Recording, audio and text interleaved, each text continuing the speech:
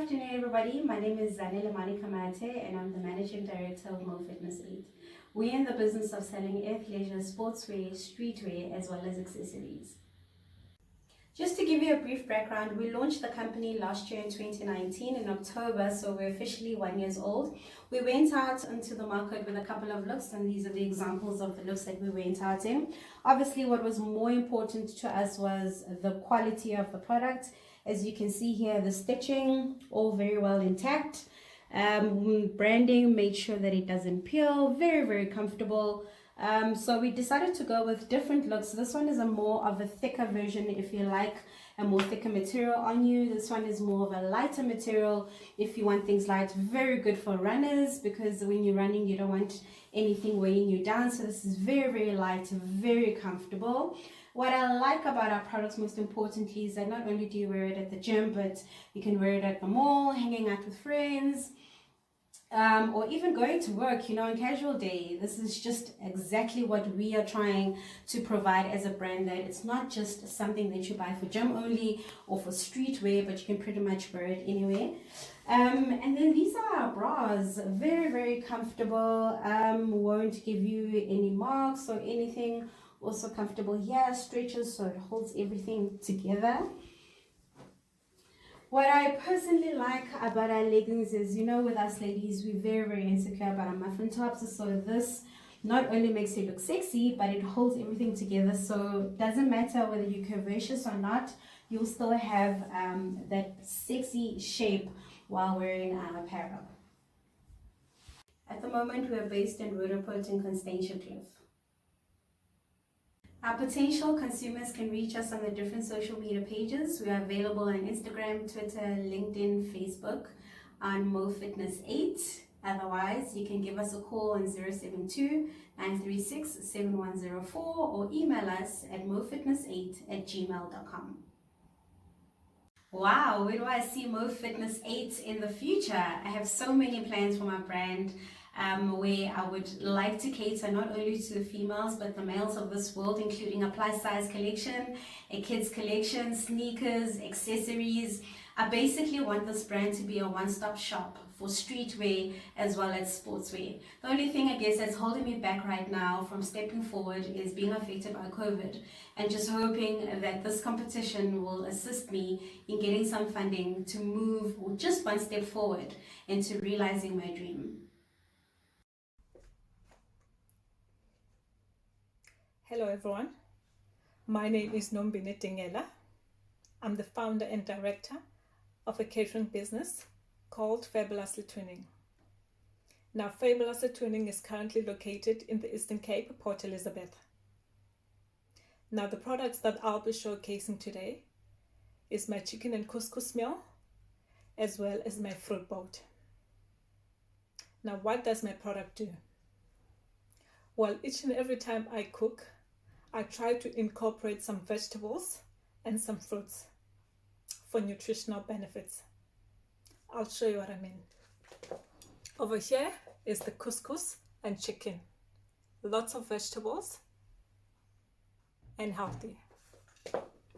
And the second product is the fruit boat.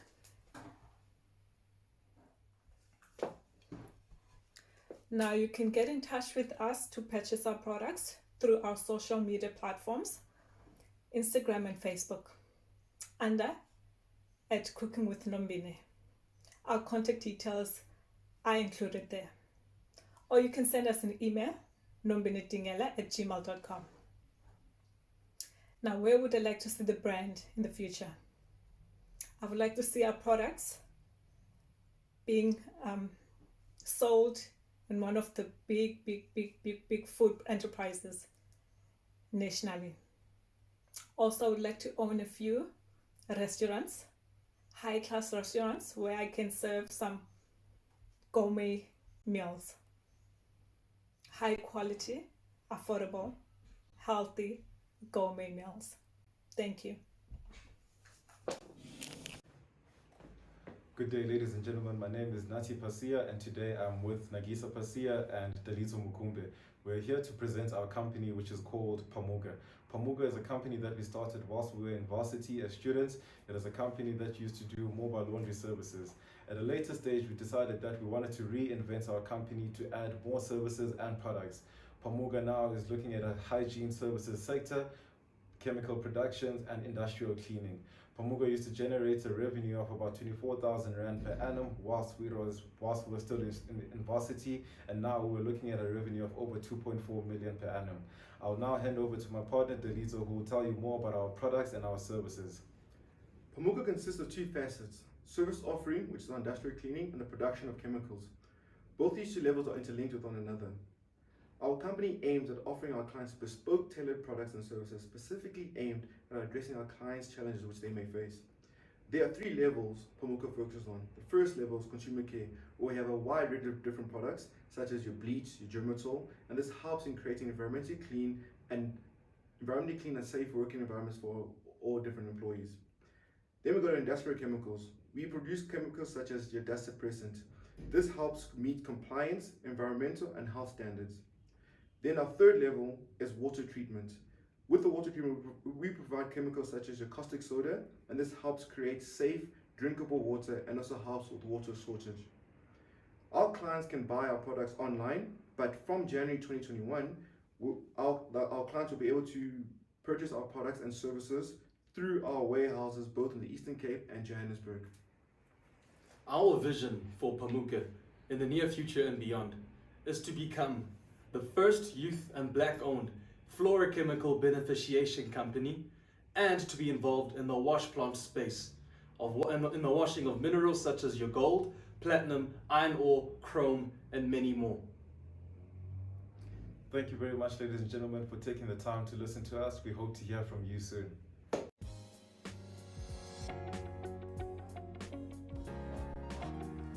Good day. We are Izena Creatives. Izena Creatives is a 360 marketing agency. We are based on the leafy suburbs in Hillcrest. However, we service the rest of the country. Our vision is to be Africa's leading agency in brand storytelling. We are passionate about Africa and telling stories from an African perspective. We understand your audience because we are your audience. Our team specializes in multimedia design, that is graphic design, web design, app development, and UX design. We take your brand from inception to implementation. We, through harvesting and nurturing, provide quality approved ideas for solution-hungry brands, leaving us a cut above the rest. Our philosophy is to help our customers develop world-class business values that will ensure growth and longevity in the marketing industry. We aim to help businesses generate a profit, not at the expense of low-income consumers. Our products are design, web design, marketing and marketing strategies. We also do content creation, videos, and photography. Through our content, we produce story experiences. We engage with the consumer in an authentic way and create an intimate relationship between the brand and the client.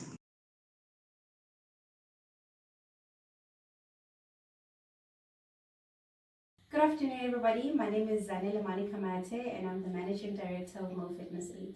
We're in the business of selling athleisure, sportswear, streetwear, as well as accessories. Just to give you a brief background, we launched the company last year in 2019 in October, so we're officially 1 year old. We went out into the market with a couple of looks, and these are the examples of the looks that we went out in. Obviously, what was more important to us was the quality of the product. As you can see here, the stitching, all very well intact. Branding, made sure that it doesn't peel, very, very comfortable. So we decided to go with different looks. This one is a more of a thicker version if you like a more thicker material on you. This one is more of a lighter material if you want things light. Very good for runners, because when you're running you don't want anything weighing you down. So this is very, very light, very comfortable. What I like about our products most importantly is that not only do you wear it at the gym, but you can wear it at the mall, hanging out with friends. or even going to work, on casual day. This is just exactly what we are trying to provide as a brand, that it's not just something that you buy for gym only or for streetwear, but you can pretty much wear it anywhere. And then these are our bras, very, very comfortable, won't give you any marks or anything. Also comfortable here, stretches, so it holds everything together. What I personally like about our leggings is, with us ladies, we're very, very insecure about our muffin tops. So this not only makes you look sexy, but it holds everything together. So it doesn't matter whether you're curvaceous or not, you'll still have that sexy shape while wearing our apparel. At the moment, we are based in Roodepoort in Constantia Cliff.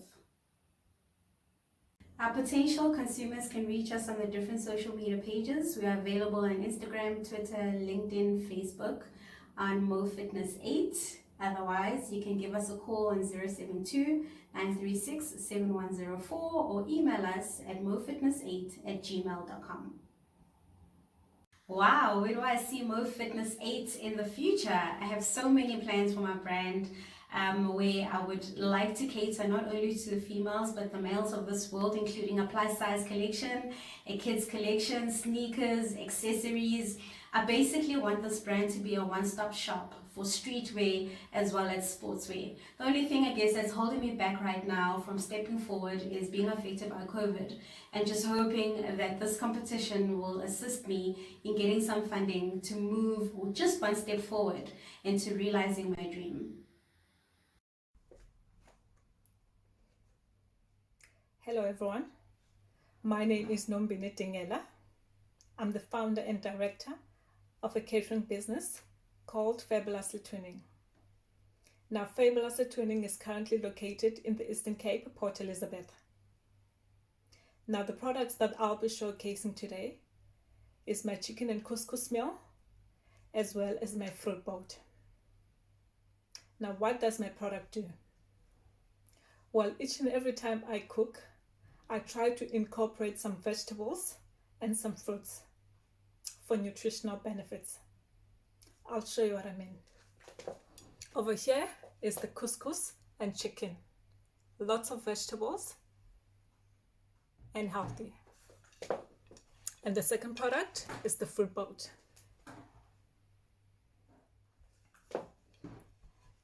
Now you can get in touch with us to purchase our products through our social media platforms, Instagram and Facebook, under @CookingWithNombine.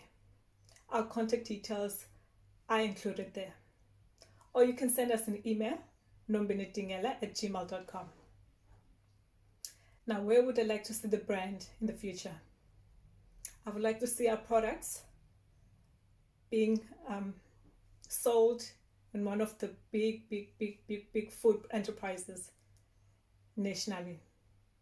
Also, I would like to own a few restaurants, high-class restaurants, where I can serve some gourmet meals. High quality, affordable, healthy, gourmet meals. Thank you. Good day, ladies and gentlemen. My name is Nati Pasia, and today I'm with Nagisa Pasia and Dalito Mukumbe. We're here to present our company, which is called Pamuga. Pamuga is a company that we started whilst we were in varsity as students.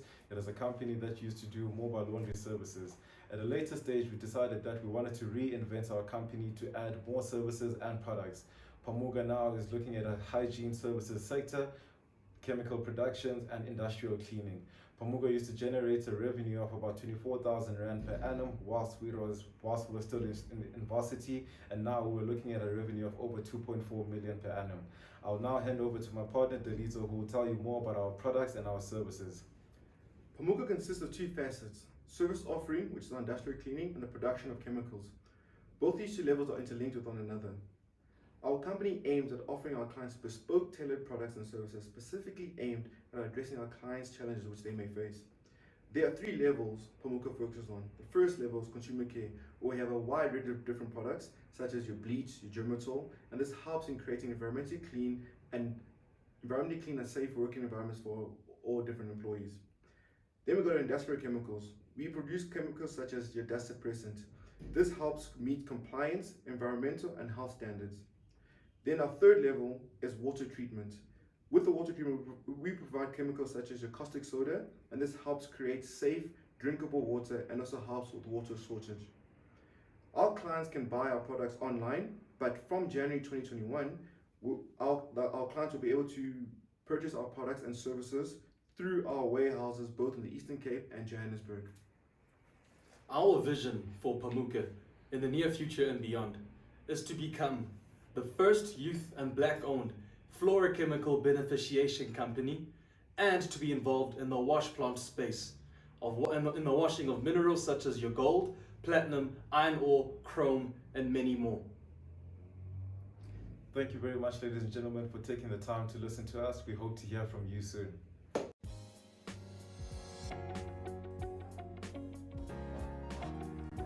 Good day. We are Izina Creators. Izina Creators is a 360 marketing agency. We are based on the leafy suburbs in Hillcrest. However, we service the rest of the country. Our vision is to be Africa's leading agency in brand storytelling.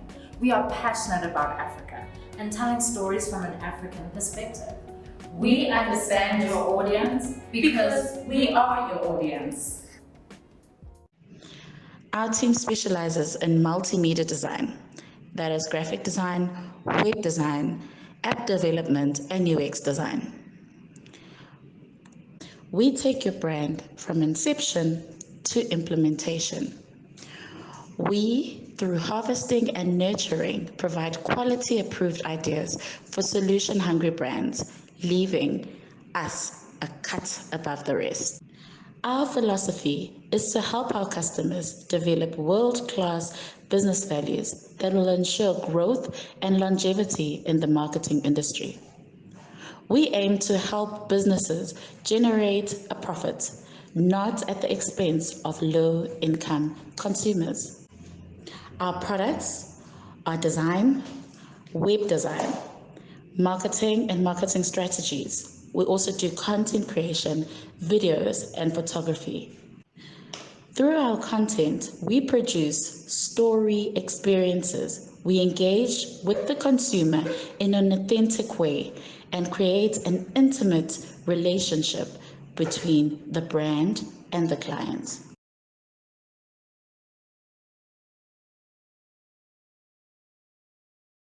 Good afternoon, everybody. My name is Zanele Kamate, and I'm the Managing Director of Mo Fitness 8.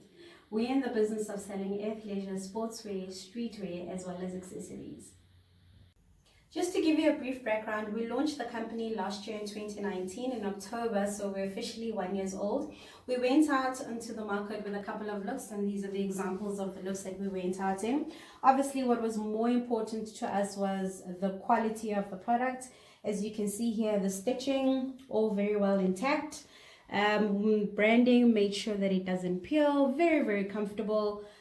So we decided to go with different looks. This one is a more of a thicker version if you like a more thicker material on you. This one is more of a lighter material if you want things light. Very good for runners because when you're running you don't want anything weighing you down. So this is very, very light, very comfortable. What I like about our products most importantly is that not only do you wear it at the gym, but you can wear it at the mall, hanging out with friends, or even going to work, you know, on casual day. This is just exactly what we are trying to provide as a brand, that it's not just something that you buy for gym only or for streetwear, but you can pretty much wear it anywhere. And then these are our bras, very, very comfortable, won't give you any marks or anything. Also comfortable here, stretches so it holds everything together. What I personally like about our leggings is, you know, with us ladies, we're very, very insecure about our muffin tops. So this not only makes you look sexy, but it holds everything together. So it doesn't matter whether you're curvaceous or not, you'll still have that sexy shape while wearing our apparel. At the moment, we're based in Roodepoort in Constantia Cliff. Our potential consumers can reach us on the different social media pages. We are available on Instagram, Twitter, LinkedIn, Facebook, on Mo Fitness 8. Otherwise, you can give us a call on 072-936-7104 or email us at mofitness8@gmail.com. Wow, where do I see Mo Fitness 8 in the future? I have so many plans for my brand where I would like to cater not only to the females but the males of this world, including a plus size collection, a kids collection, sneakers, accessories. I basically want this brand to be a one-stop shop for streetwear as well as sportswear. The only thing I guess that's holding me back right now from stepping forward is being affected by COVID, and just hoping that this competition will assist me in getting some funding to move just one step forward into realizing my dream. Hello everyone, my name is Nombinette. I'm the founder and director of a catering business called Fabulously Twinning. Now, Fabulously Twinning is currently located in the Eastern Cape, Port Elizabeth. Now, the products that I'll be showcasing today is my chicken and couscous meal, as well as my fruit boat. Now, what does my product do? Well, each and every time I cook, I try to incorporate some vegetables and some fruits for nutritional benefits. I'll show you what I mean. Over here is the couscous and chicken. Lots of vegetables and healthy. And the second product is the fruit boat.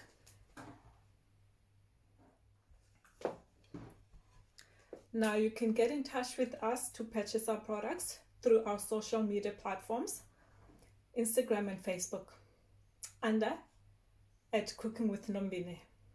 Our contact details are included there.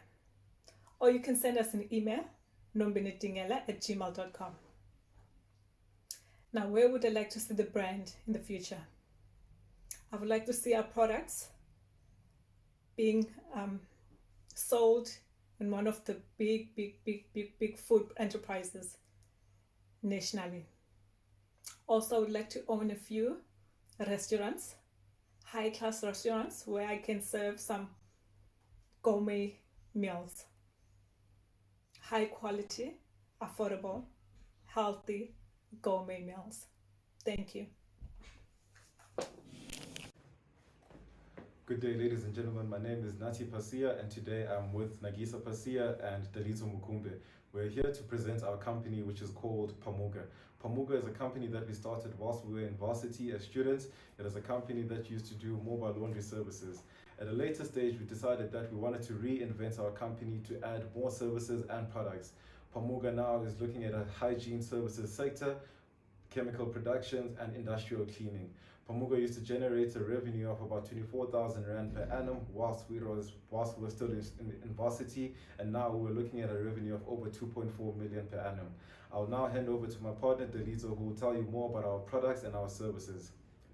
Pamuga consists of two facets: service offering, which is industrial cleaning, and the production of chemicals.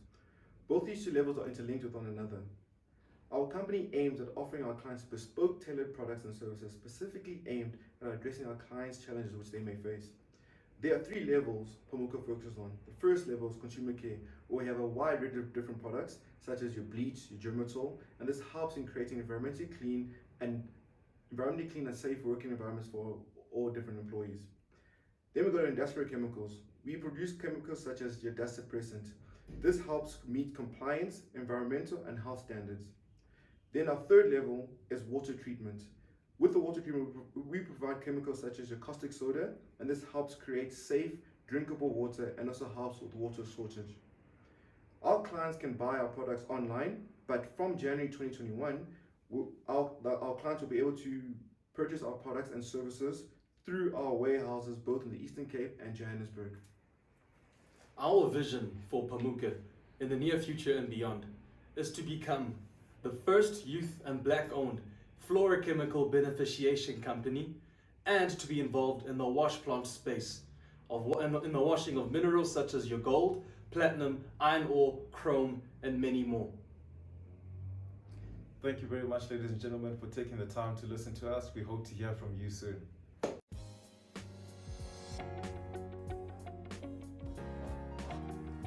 Good day. We are Izina Creatives. Izina Creatives is a 360 marketing agency. We are based on the leafy suburbs in Hillcrest. However, we service the rest of the country.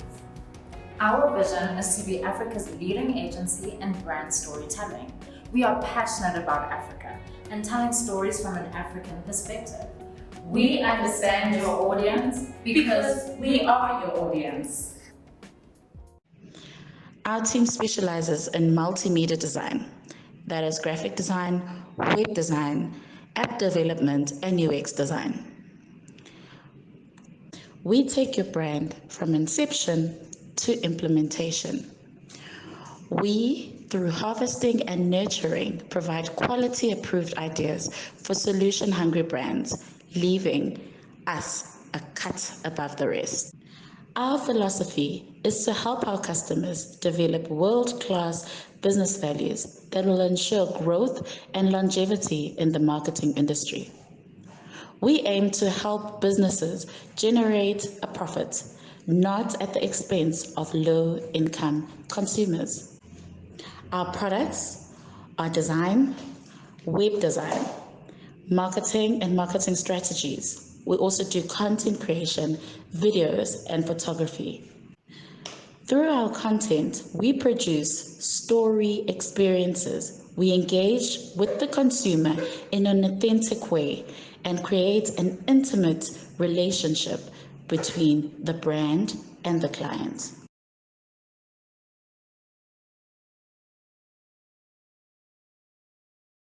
Good afternoon, everybody. My name is Zanele Kamate, and I'm the Managing Director of Mo Fitness 8.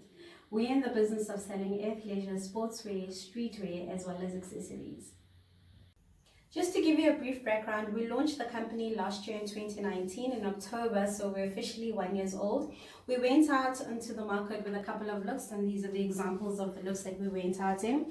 Obviously, what was more important to us was the quality of the product. As you can see here, the stitching, all very well intact. Branding, made sure that it doesn't peel, very, very comfortable. So we decided to go with different looks. This one is a more of a thicker version if you like a more thicker material on you. This one is more of a lighter material if you want things light. Very good for runners because when you're running you don't want anything weighing you down. So this is very, very light, very comfortable.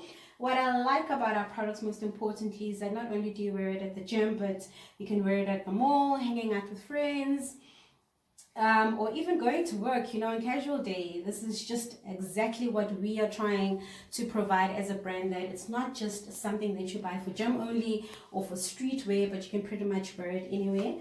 And then these are our bras, very, very comfortable, won't give you any marks or anything. Also comfortable here, stretches, so it holds everything together. What I personally like about our leggings is, with us ladies, we're very, very insecure about our muffin tops. So this not only makes you look sexy, but it holds everything together. So it doesn't matter whether you're curvaceous or not, you'll still have that sexy shape while wearing our apparel. At the moment, we are based in Roodepoort in Constantia Cliff. Our potential consumers can reach us on the different social media pages. We are available on Instagram, Twitter, LinkedIn, Facebook, on Mo Fitness 8. Otherwise, you can give us a call on 072-936-7104 or email us at mofitness8@gmail.com. Wow, where do I see Mo Fitness 8 in the future? I have so many plans for my brand. Where I would like to cater not only to the females but the males of this world, including a plus size collection, a kids collection, sneakers, accessories. I basically want this brand to be a one-stop shop for streetwear as well as sportswear. The only thing I guess that's holding me back right now from stepping forward is being affected by COVID, and just hoping that this competition will assist me in getting some funding to move just one step forward into realizing my dream. Hello everyone, my name is Nombinette. I'm the founder and director of a catering business called Fabulously Twinning. Now, Fabulously Twinning is currently located in the Eastern Cape, Port Elizabeth. Now the products that I'll be showcasing today is my chicken and couscous meal, as well as my fruit boat. Now what does my product do? Well, each and every time I cook, I try to incorporate some vegetables and some fruits for nutritional benefits. I'll show you what I mean. Over here is the couscous and chicken. Lots of vegetables and healthy. And the second product is the fruit boat.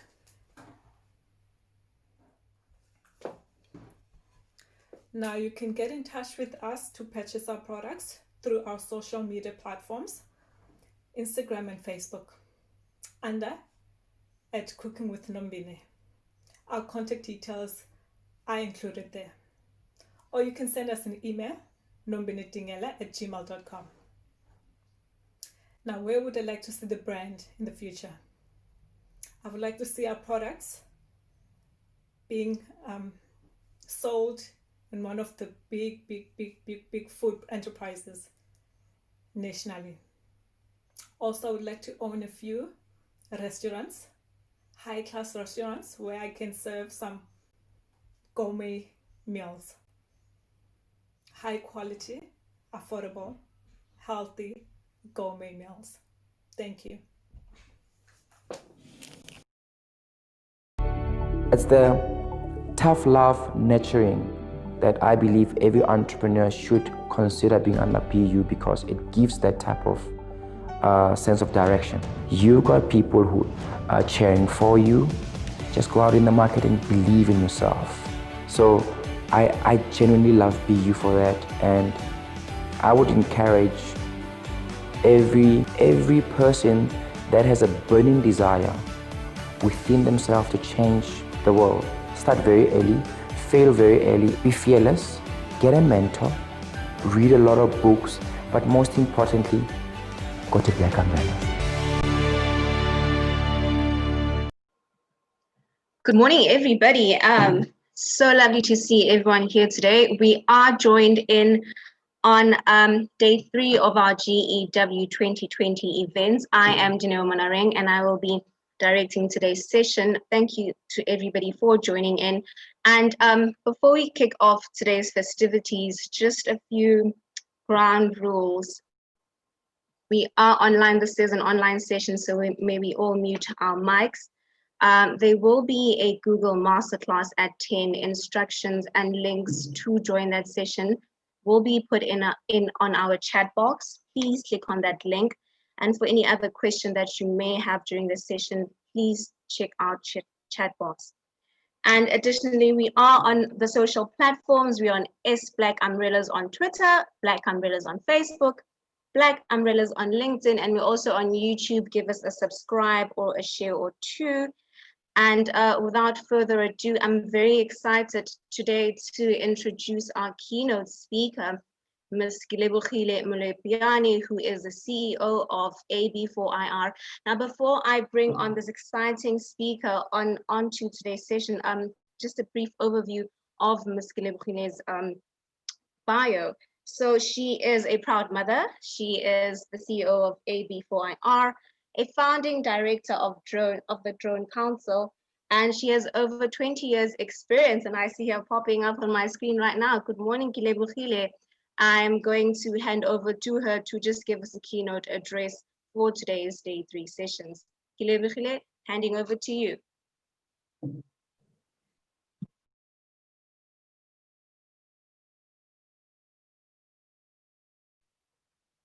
Oh, ha.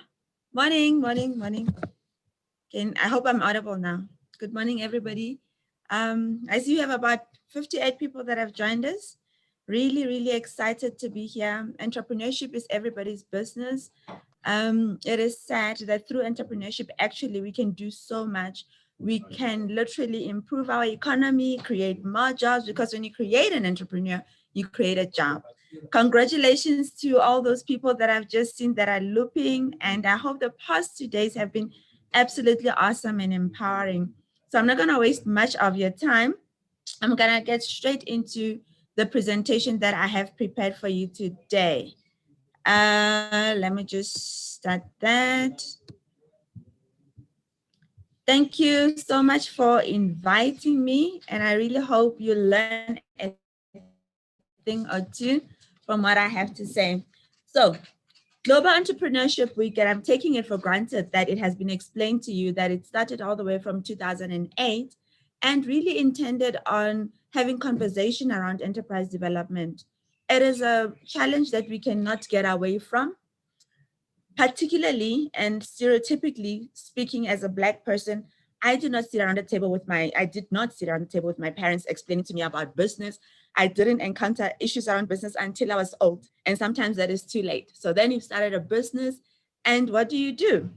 And hence we have this kind of conversations. So what is an entrepreneur?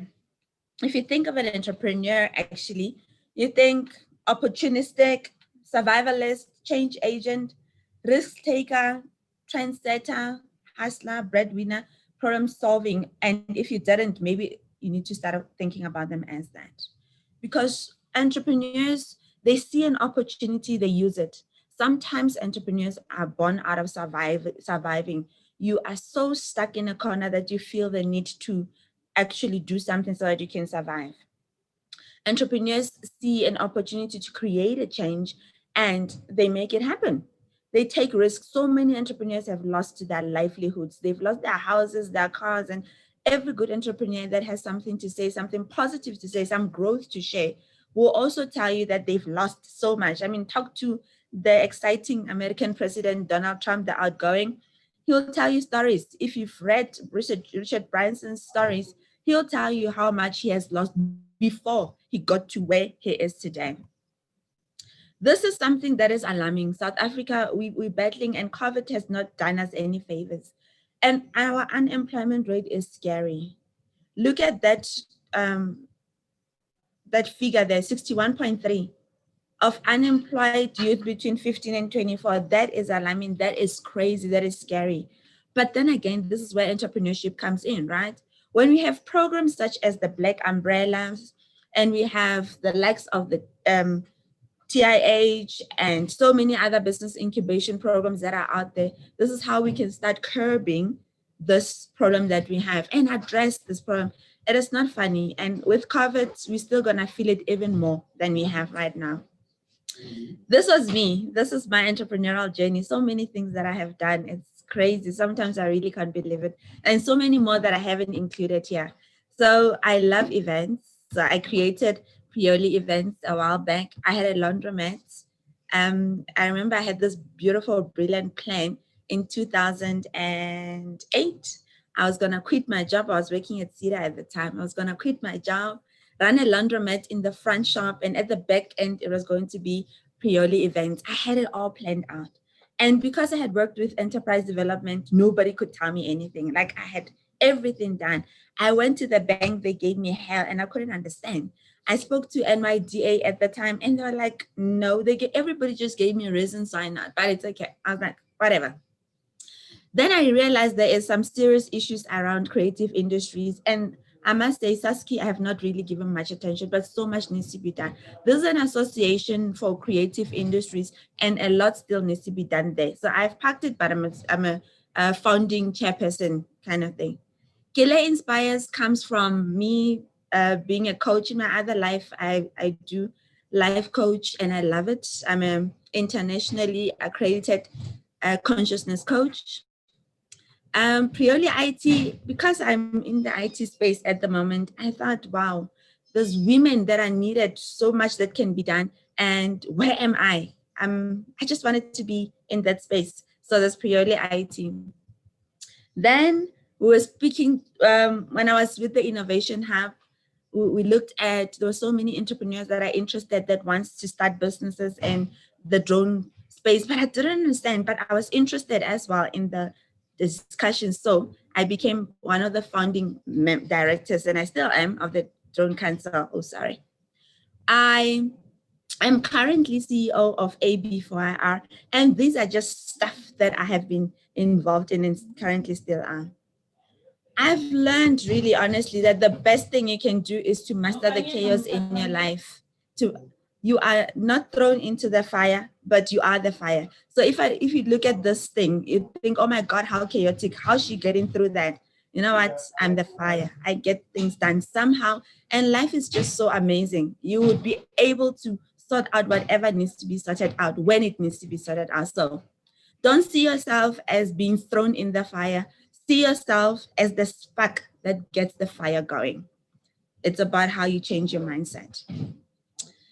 Failure, really, I'm learning, is really not a bad thing. If we look at successful people, we tend to think they've never failed.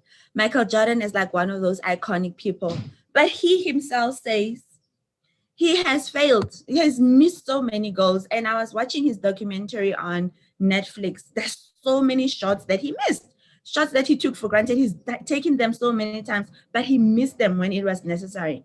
They trusted him, and then he missed that shot that was the winning game. He has failed over and over again, he says, but this is why he also succeeded. Because when you fail, you go back and you want to see, why did I fail? And then you fix that thing and life goes on. These are some of the famous failures that are out there that you may or may not be aware of. Everybody that has a brilliant story has something to say. So personally, I have my own failures as well. They go in my book, and I should probably just honestly stop thinking that much about them, but I can't. With 2010, I was so excited. I got shortlisted to be the director of City of Tshwane for 2010. But I was there, I did everything. And just at the end, I made a bad joke about finances. And to this day, I regret it, but that's a lesson that I've kept in my head. Again, there was a tourism scorecard director, that Beulah Musubi. She trusted me. She knew I was good at what I was doing, and she wanted me in her team. She literally says, look, there's this position, I want you to be in it. Two things happened. I took it for granted that she just wanted me, and therefore I had the position. The second thing, I found out, I think that morning or the day before, that I was pregnant. So when I got to the interview, because I was not ready and because I was overwhelmed, I messed it up. Like literally, I just got there and I had just hoped, she said she wanted me anyway. The greatest mistake I've ever made. And now I know I take nothing for granted. When I go to a meeting, when I do anything, I know I must really prepare. And for this, I've also said, and I have prepared for you guys. Anita Soni, may her soul rest in peace. She reached out to me as well to say, like, Kelly, I want you to be a part of this ship that is moving. And like, she had this big vision, but the vision, I think, was too hectic. I was too young. I was in my 20s. And she wanted me to be a part of this huge, huge thing that I didn't understand. And I was so undecided rather, about this thing. And I missed out on an opportunity, in hindsight. And I was talking to my mom about it. In hindsight, there were some people that saw potential in me, but I was so undecided, and I didn't trust those that were holding my hand, and it was a big lesson. Then there was South African Tourism, who also wanted me to join them. But I think this was more a family matter, because my aunt was really, really sick, and literally 2 months after I rejected the post, my aunt passed away. So I'm still not sure if that one is a failure or not. I spoke to you about my laundromat. I set it up. I was really, really excited. I knew what was going to happen, but hey, didn't happen. 96, I went to Verts. I wanted to be an occupational therapist. Life happened, Black issues. I didn't have money. I was financially excluded. And it was not just that I was financially excluded. I got there and I felt sorry for myself. I also didn't pull up my socks, There's so much that I could have done that I didn't do.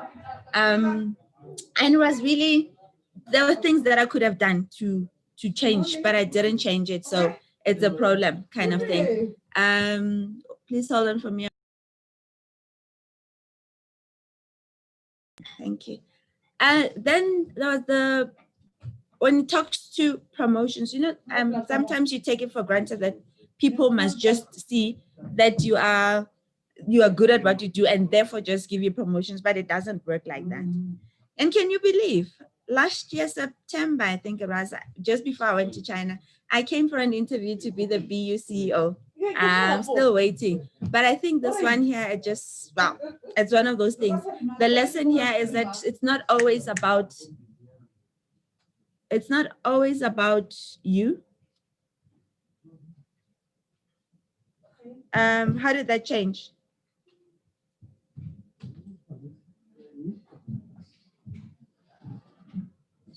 Uh, okay, I'm seeing a different screen here.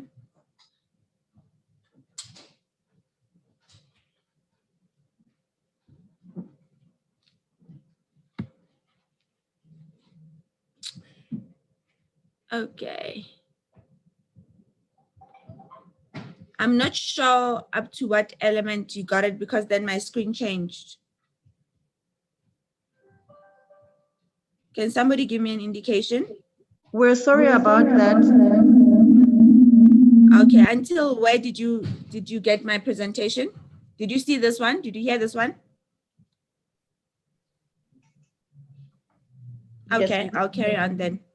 So here's something that I learned. Sometimes failures are a blessing. Look at this video here.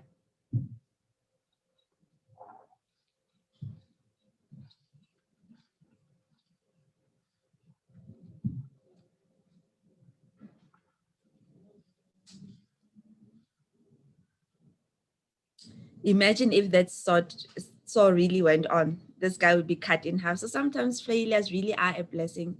So you need to stop knocking yourself out, because if you keep focusing so much on what you lost, you miss out on what you can have. There's something called ikigai, and it's literally just that perception, the perspective inside of you. It's very important that you get yourself connected. You must understand your why. You must keep the vision alive. You must have the passion. You cannot do anything without passion. Passion, professionalism. You need to have a mission in life. So many people are just moving through. And when you do move through, everything and anything will carry you out. Connect with yourself, find yourself, be yourself. When you know who you are, it matters not what is brought your way. You will be able to achieve everything and anything that you want. It's really as simple as that. You must understand your own building blocks. I've had to learn this. I'm not here to be average. I'm really here to be awesome. Be awesome in everything that you do. I like baking, and I keep saying to people that I teach when I do teach them that your first pen that you put in the oven must be just as brilliant as the last one. So there shouldn't be a difference. Always keep focused, keep your eye on the ball, and be committed all the way. These are but some of the things that you should just look out for. I don't know anybody that wakes up at 11 and just drags themselves around and is successful and has lived to tell the story. Anybody that does not read, that does not take care of themselves, you must love yourself. You must judge other people less. Really stay in your lane, guys. And Black people, we're really, really, really guilty of this. We're too worried about what the next person is doing. Can we just really, really stay in our lanes? Let's focus, and you'll see what happens. I will share these presentations, and then you can literally go through them by yourself. But these are some of the 30 ways to make progress. I've had great lessons in my life. I've honestly gotten to appreciate that you must always be present. You know that thing about the journey and the destination. Sometimes you're so worried. You're driving to Durban. Are you so worried about being at the beach or seeing the scenery that is in and around you? You know, you must always leave it better than you found it. You must be present. Sorry. That the habits. You must be present. You must have that dark mentality. You know, it is that element where you're looking cool and calm, but underneath you know that things are just, and that is what entrepreneurship is about. Respect everyone. We tend to think that we should just respect those that have authority, your CEO, but you don't respect the person that cleans. That's how you test character. If you are able to respect the people that are at the top just as well as the ones at the bottom, amazing things happen. You must give yourself permission to shine. Nobody's gonna come and drag you up and say, hey, would you like to shine? No. If you know you want to shine, if you want to put up a business, do this, then the other, hustle, do stuff, nobody's going to give you permission. Do it, and do it for yourself, and do it right the first time. Really, it's not about just coming and being mediocre. do everything that you have to do, when you have to do it, how you have to do it, but do it right the first time. Yeah, I'll also share this as well, as I indicated, but these are some of my life lessons that I have learned as I was going through stuff, and also self-pity has never looked good on anyone. Stop going around moping and feeling sorry for yourself. AB4IR, we are about creating an innovative pool of entrepreneurs, disadvantaged communities, and I just posted this morning that it's so much better to work together than against each other. Let's stop competing, complement each other. This is our objective as AB4R, as the CEO of that, so I will not really get much into that. The thing that I really wanted you as entrepreneurs to get is that at any given moment, you really got this. Don't second guess yourself. Don't listen to other people that are not in your space. If Saul Kettner had listened to people that said it won't happen, we wouldn't have a Sun City. So congratulations to all of you with your entrepreneurial journeys. And I wish all of you the best that are competing this morning. So thank you for having me and all of the very, very best. Remember, you got this.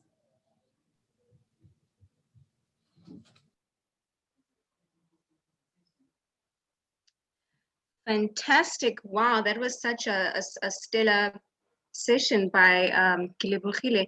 Thank you so much, Kilebogile. You touched on an important point, actually a couple of important points.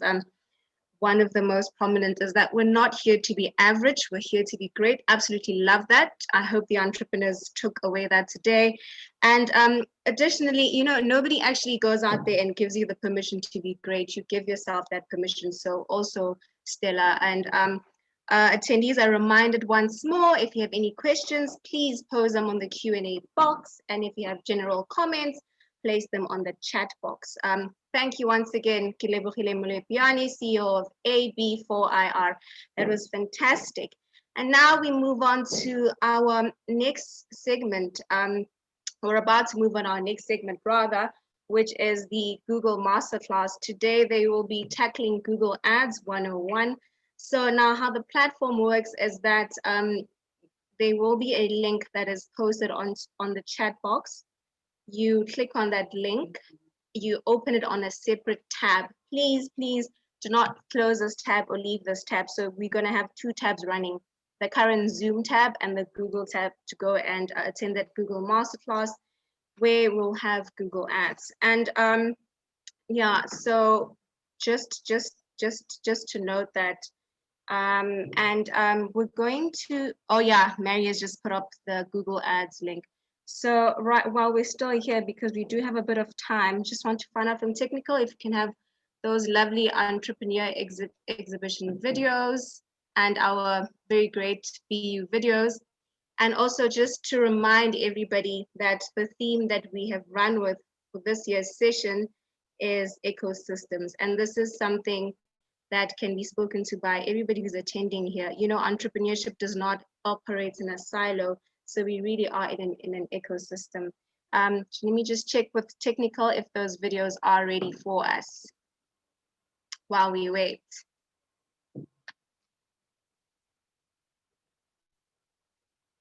I see those videos aren't ready yet.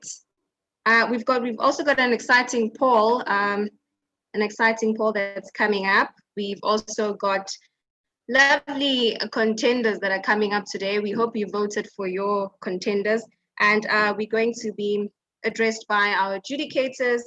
We're also going to be addressed by our CEO, Mark Frankel, who's going to close off the session. And once again, we'd like to thank everybody for attending the session. Remember, we are on social platforms. It's Black Umbrellas on Twitter.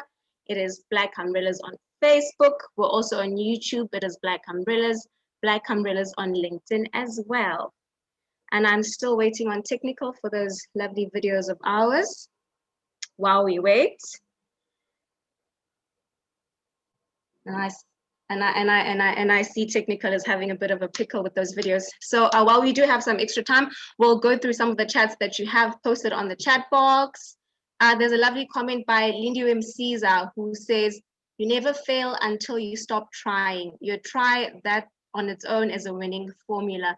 That is absolutely true and phenomenal. And just to backtrack and recap on what we have had in the past 2 days for attendees who are not here, we did have addresses by Manda from Catapult. And, ooh, all right, so I see the holding slide is on. So the holding slide is on. So once again, attendees, you're reminded that the Google Masterclass is going to kick off at 10.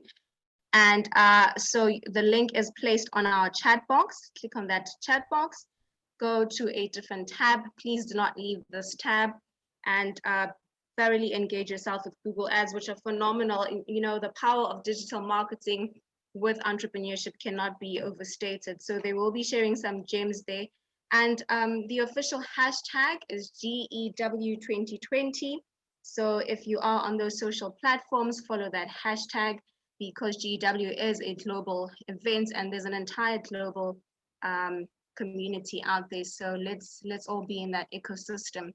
And while we do wait for that session to kick off, as I was recapping, I'll read some of the comments also on the chat box. See, we have any more? No, it seems like we don't have any. If anybody has any questions, please pop them through on that chat box while we do wait. All right.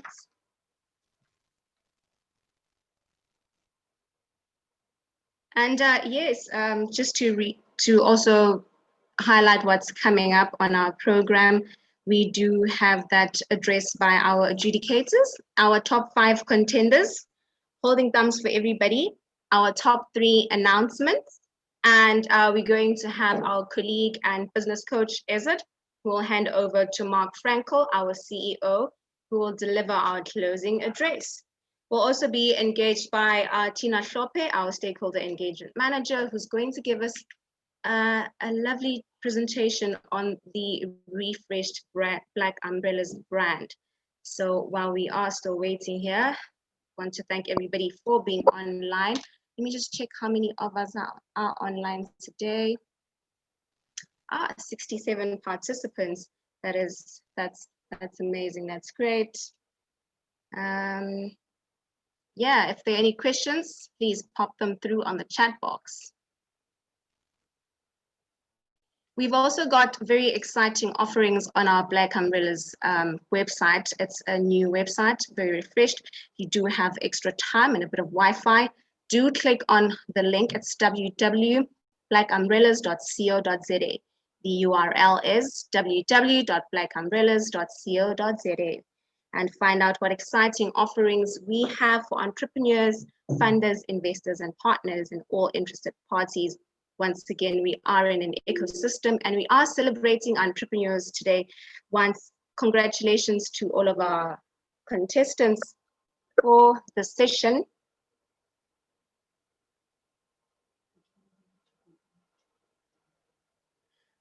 So I just got an advisory note from technical. In the next 2 minutes, we will be moving over onto Google. In fact, we can start logging in right now. Thank you. And we will be back at 10:30 in case we have technical glitches. If we're back before that time, we will communicate that on the chat box. Enjoy the session with Google Masterclass, Google Ads 101. See you in a minute or 2.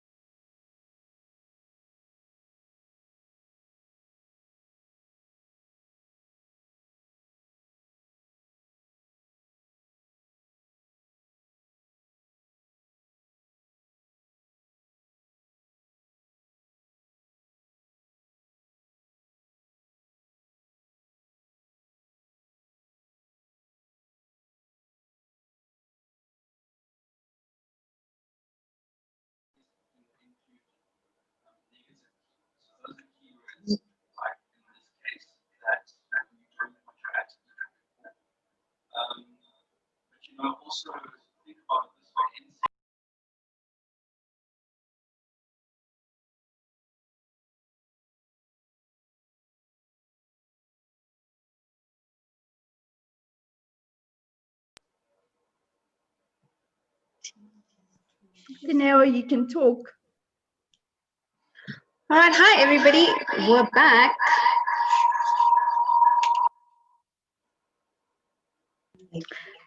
We're Sorry, back Dineo. online. We're back online. I apologize for that technical glitch. We're having a lot of gremlins today, but I suppose those are the joys of digital. And we are back from the Google Ads 101 Masterclass. Thank you for everybody for tuning back in. And yeah, so we're gonna move on to our next segment. Oh no, we're getting a comment that attendees are still in the Google class. Yeah. All right, so let's give attendees a bit of time to conclude that session.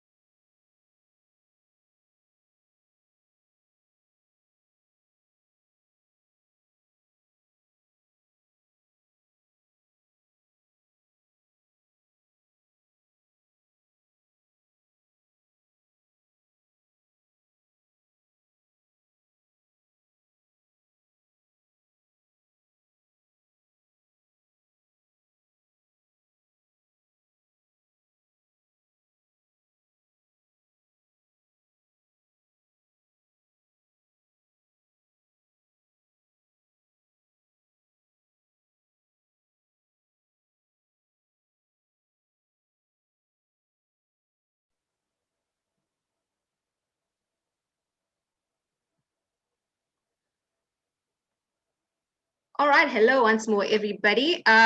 While we're still wrapping up on that Google Masterclass, we're going to facilitate a poll today, as we've been running polls throughout the past 2 days. And today's poll question is, the phrase of the year 2020 goes to, hi, can everyone hear me? Or option 2, you're on mute. Or option 3, turn off your mic. Or contender number 4, webinar. That is the list for phrase of the year 2020. So do cast your votes. And I see the gift that keeps on giving has given us a second segment of poll questions. We've got number 2.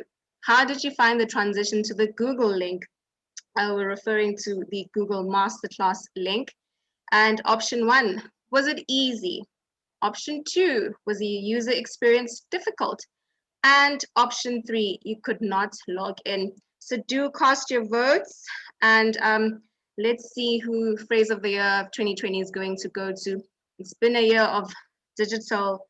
Yeah, it's digital has been trending, and I think everybody's familiar with all of the apps with Zoom and Skype and the sundry. So do cast your votes. Can you hear me? You're on mute. Turn off your mic or webinar. And segment 2, how was the transition? Easy, difficult, or you could not log in?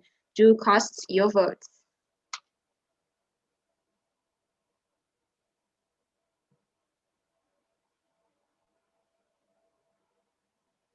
And Technical is going to give us a bit of time to gather those results, which will pop back up on your screen.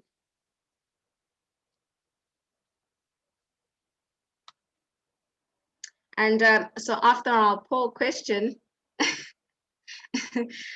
funny comment coming in from Snetemba Begi there, who says, turn off your mic. We like that as well.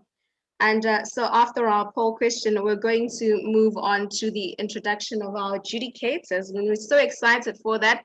And I hope contenders are holding their thumbs because it's about to be exciting. See you in a moment.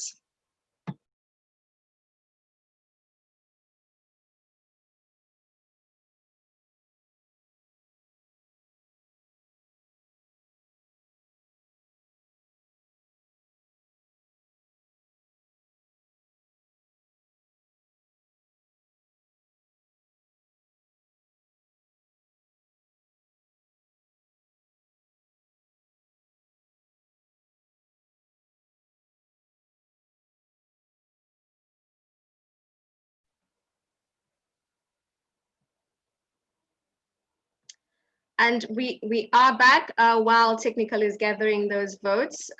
We love to see you vote. I am going to introduce our adjudicators that will be adjudicating the session from 10:35. See you running over by a minute until 10:40. All right, I'm just going to move straight to it. Our adjudicators are Nkateko Mdluli, Tebogo Matolo, Ezet Fakir, and Manda Milugu. Nkateko Mdluli is our regional manager. Tebogo Matolo is our regional manager as well at Black Umbrellas.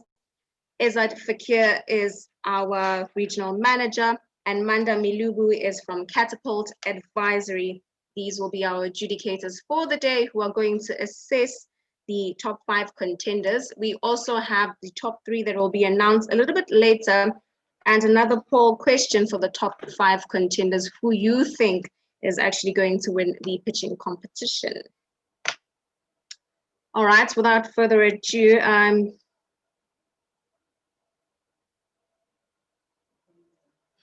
our polling results are up. All right, so phrase of the year 2020 goes to, and the winner is, drum roll, da-da-da-da-dum. Hi, can everyone hear me? Gathering 35% of the attendee votes today, and our webinar gathering a 13% below at the bottom. And our second segment, how did you find the transition to the Google link? Easy. That's great. So 71% of attendees today say the transition was easy and smooth, and 13% couldn't log in. We apologize for that, but we hope the session was meaningful and you gathered some insights on how Google Ads can help you expand your business to the next frontier. All right, so we're going to close the poll segment and we're going to move on. And we're going to, apologies for that, and we're going to move on to our adjudicators, and I'm going to announce them once more. We have got Nkateko Mdluli, Tebogo Matolo, Ezet Fakir, and Manda Milugu. While we wait for our adjudicators to pop up on screen, do remember that you can post your general comments on the chat box, your Q&A in the Q&A box, and I see our lovely adjudicators are up. Hello, Nkateko, hello, Tebogo, hello, Manda, and hello, Ezet. Hi, can everybody hear me? Honey. Good morning. Thank you, Danielle.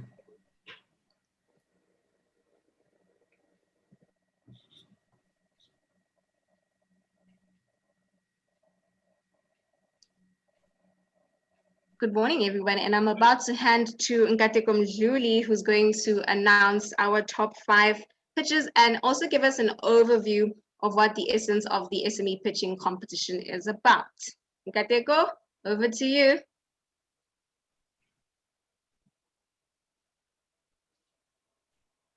Sorry about that, Nkateko, I think you're on mute. These gremlins on technical. Let's get Nkateko back on audio.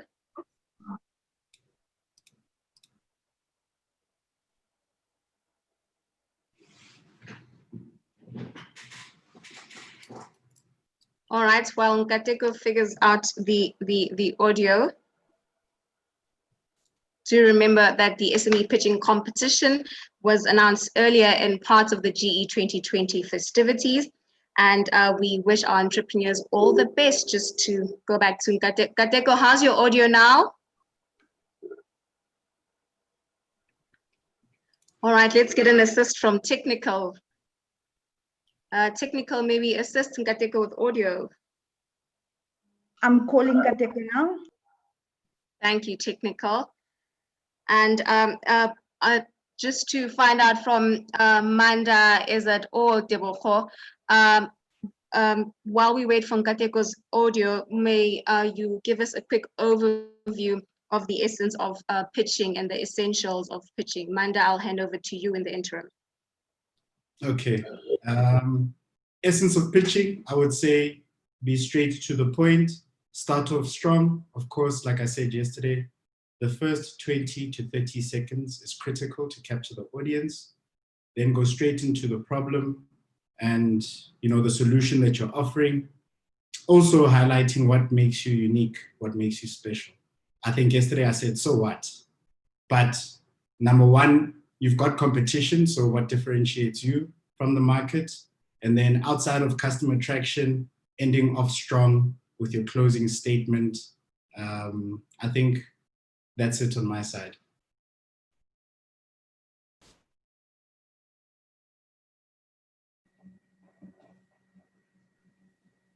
Yeah, thanks, Manda. From our side, I always look at something along the lines of what is the business's value proposition, what is the uniqueness that they are selling, and that's very important always.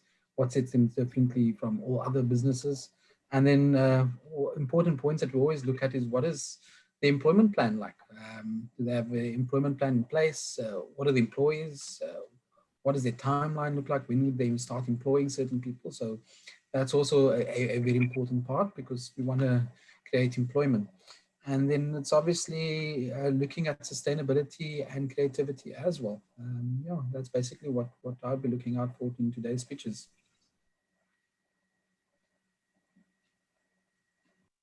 And wait, Tebogo, may you share your insights on the essentials of pitching?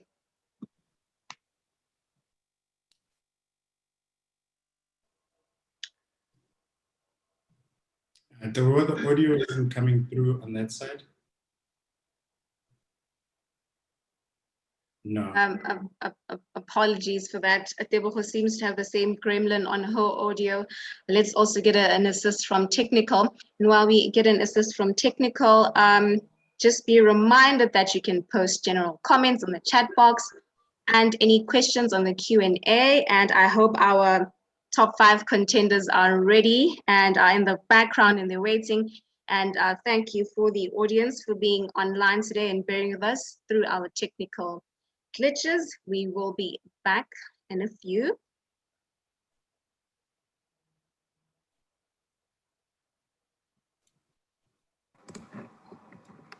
Can you hear me now? Yes. Yes, we can hear you, Tebogo. Shoot straight at it. Thank you. Okay, awesome. Sorry about that, colleagues. I was just saying, over and above what has been mentioned, I'm also looking at the entrepreneur themselves. Is the passion for their business and the industry coming through? Do they understand the market? Because sometimes you can have a very good business idea, but unfortunately the wrong person driving it. So we're also looking out for the SMME's character and their confidence and their passion in what they do.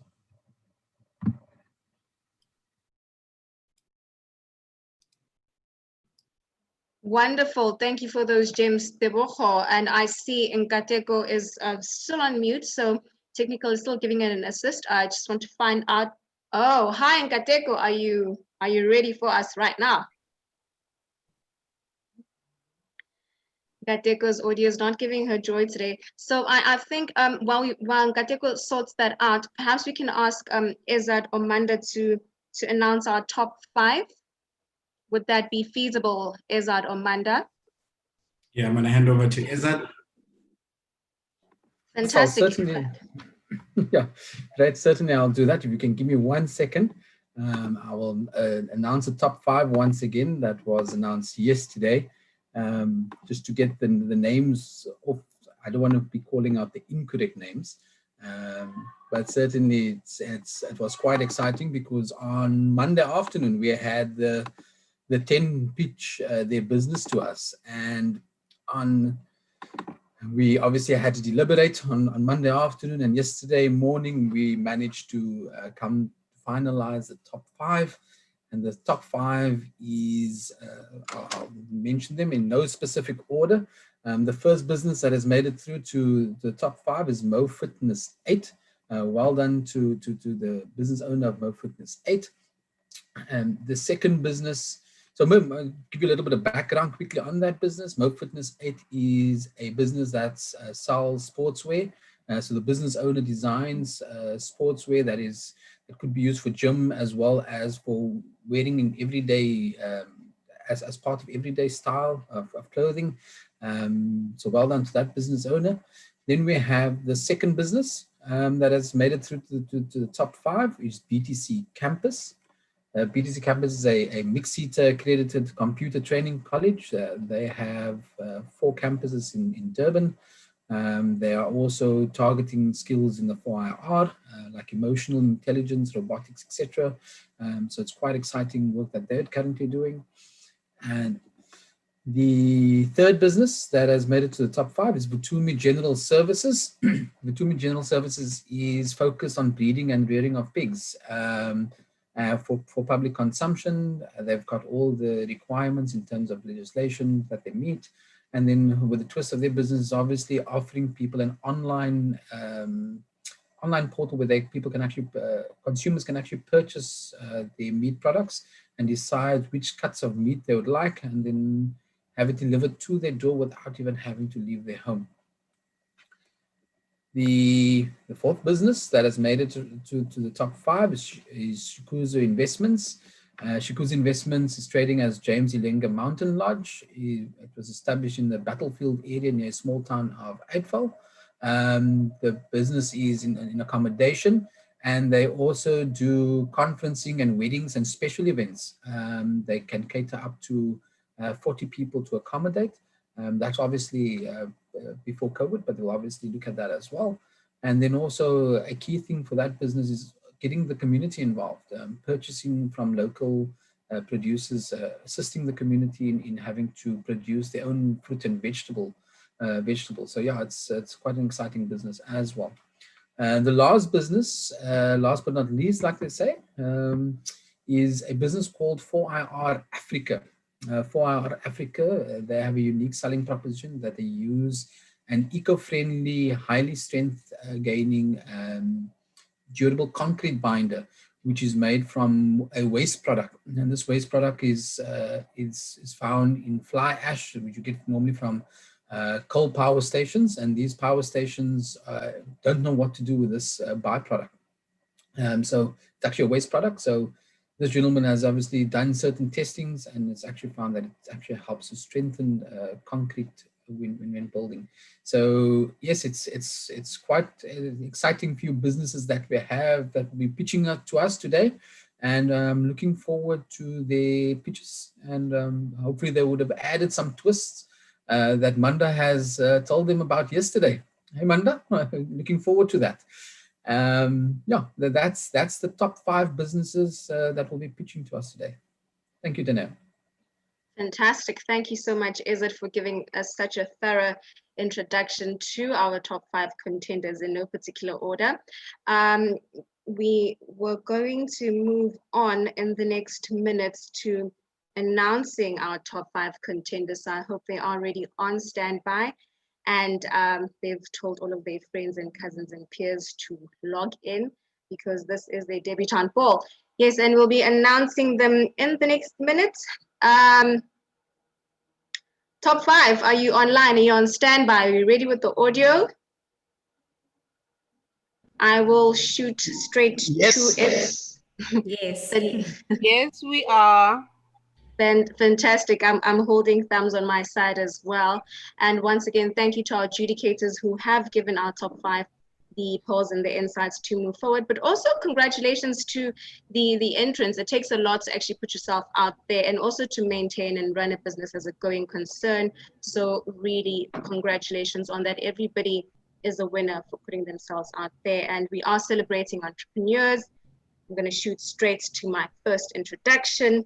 And yes, our first contender to introduce who they are and give us a very brief pitch of their business is Butomi. Butomi, are you here? Hi, Butomi.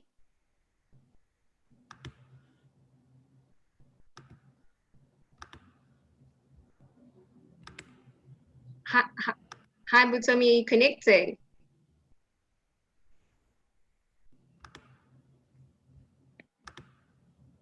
All right, Butomi seems to have a technical glitch, so I will swap Butomi to our next contender.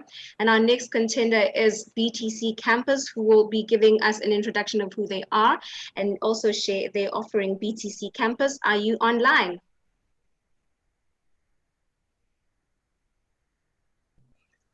Hi, BTC Campus.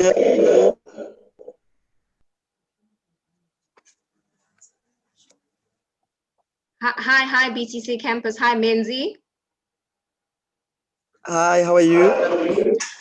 Fantastic, thank you. Are you ready to wow us? Oh yeah, we were actually looking at 11. All right, we've had to swap because of technical glitches, but if you're ready, may you please move on. If you're not ready, we can move on to our third contender. So please let us know. Oh yeah, you can jump on to the All right, attendees, we will move on to our third contender.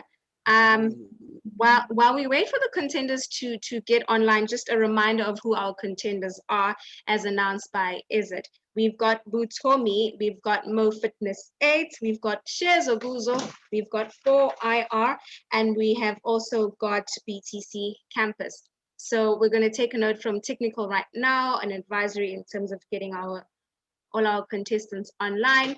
While all our contestants online, and I've just got a note from technical that Butomi is online right now. Hi, Butomi. Good morning. Good morning. Good morning. May you please wow us with your presentation and your pitch. Good luck. Good day, everyone. My name is Eunice. I am the managing director of Butomi General Suppliers. What Butomi does is we are a rearing and breeding, we're in the business of rearing and breeding of pigs. As you see the three logos there, we do piggery and we also supply meat. The types of meat that we supply, it's full carcasses, half carcasses, meat packages, head and feet of the pork meat that we have. Butomi General Suppliers is also looking to create employment of about 67 opportunities in the Gauteng region. So we've broken Gauteng into its municipalities and we plan on starting on the 20 municipality, and this is the breakdown of the employment that we'll be creating. 10 drivers agent that would be more of our sales people, and also 10 assistant drivers with 2 admin clerks that will also be responsible for capturing and processing of the orders. And then we are currently will be using an abattoir that we have a good relationship with in terms of slaughtering and packaging of the meat, since we don't have a premises where we can actually get the health certification for actually handling the meat. And then we would also be moving on to opening up the market to the rest of Gauteng and breakdowns of its municipalities. We have Sidibeng, which will also cater for almost the same number of opportunities as Pretoria, but also including one warehouse manager and 2 packages, in a sense that Sedibeng, it's far from Tshwane. Tshwane would be our base area, so Sedibeng is far from Tshwane. We will have a warehouse where we will actually supply meat there, and then the drivers would actually pick meat from that area. And we also have Ekurhuleni, Johannesburg City, and the West Rand that will have these breakdown of employment, and we're hoping that it would be a success. Our competitors analysis is this. We have a Food Lovers Market, Woolworths, and for sure and Watlu. These are companies, are competitors, because they supply the same meat. However, they do not supply full carcasses, they do not supply half carcasses, and some of them don't supply head and feet, and they also deliver. On this side, if I can move this here, on this side we have companies that actually supply full carcasses and half carcasses of pork. It's Meat World and Place One, and the others that are out there, we've also seen them, and they offer, but they do not have online services. So this is the advantages that we have on both and the disadvantages that we have on both. And going forward in the future, we would also look into introducing spices and herbs on our range and wines the moment we can qualify for a liquor license. And our pride and joy in our business is we offer free range pork, that is meat. Mating is done naturally. There are no growth terminals that are administered to our porks. Vaccination is done on a regular basis because we believe that everyone deserves a good steak. So we give good animal husbandry to the livestock that we have. And we have accounts on the internet or on Google, in Facebook, Instagram, LinkedIn, and we also use our WhatsApp to advertise and communicate with our customers. And we will, yes. Hi, Eunice. Hi, Eunice. Yes, your timekeeper. Your time is Okay, up, Eunice. thank you. Fantastic, fantastic. We will that, ladies and gentlemen and attendees, was who told me what they're offering pitch. We're going to move over to our next speaker, and before we move over, contenders are reminded that they have to pitch within 3 minutes within that time frame, so we don't run over. May we please manage that time. And contender number 2, BTC Campus, may you please give us your pitch in 3 minutes. BTC Campus. No, my apologies. If you can just give us a few minutes, because Manda and myself and Tebogo would like to ask some questions to the to Eunice before we move on to the next person that's going to be pitching. Fantastic, absolutely. Okay, all right. Thank you. Manda, I don't know if you've got a question for yeah, I've Eunice. got one question, and it's really around efficiency and feasibility. Hi, Eunice. So Hi, I'm good. I saw in your presentation you spoke about creating up to 67 employees spread across different locations, including Sedibeng. And you mentioned that at the moment you've got a relationship with the abattoir, who's basically responsible for chopping up the packaging. Yeah.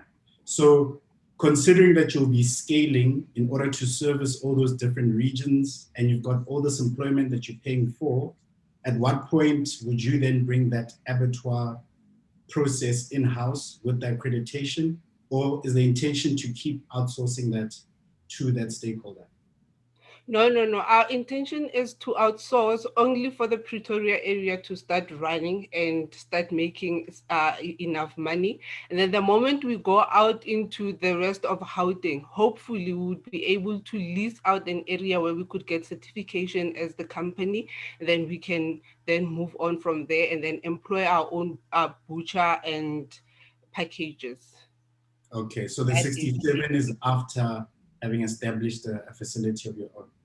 Yes. So only for the 32 employees in Pretoria.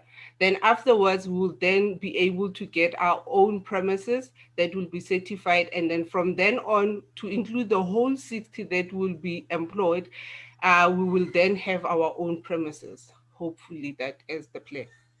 Okay, thank you. And I know I said I had one question, but if you had to simplify your value proposition into one sentence, what would you say?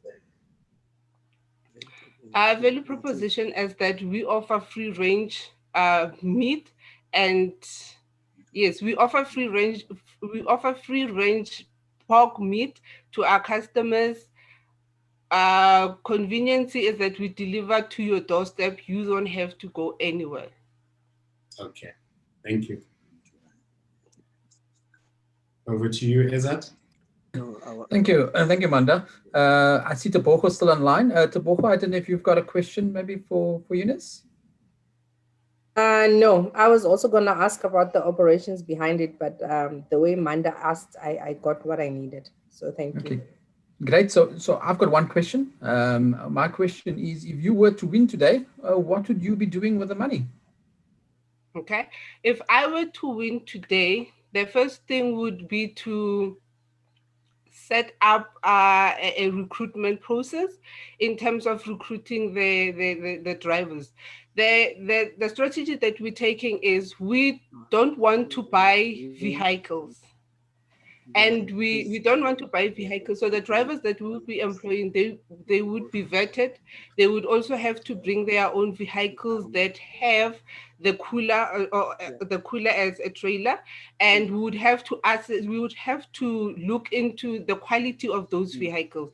So the most important part for us would be setting up the recruitment process, and also to set up the system, the billing system, the ordering system, and also the invoicing system, and also establishing an office where we would actually have all those systems and hardware, softwares, and all that set up in order for the business to start running online. So that is the first part that we would be starting from. Thank you, Eunice. Thank you for answering. Thank you, Danae. Awesome. Thank you, adjudicators. And we're going to move on to BTC Campus. BTC Campus, you are reminded to confine your pitch to 3 minutes. And may you please wow us. BTC Campus, Menzi.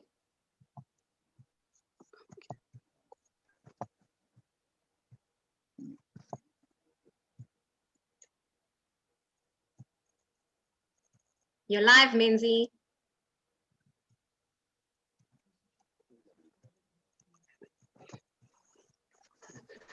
Hi, I am Menzi from BTC Campus. We are an accredited institution with MICTA, and also we are also a Microsoft Imaging Academy Center.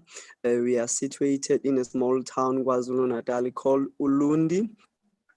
And we are also having 5 campuses around the nation, of South Africa. So our services is we train this institution that is our holders, of which it's universities, it's TVET colleges, and then also public school and private schools. So how we work is we do our campaign whereby we do a roadshow, and then we go to this to our stakeholders where we have events such as roadshow. In a roadshow, it's where we showcase our product as our service training. It's where we showcase also the use of our product, and also we also appreciate our stakeholders on those ceremonies.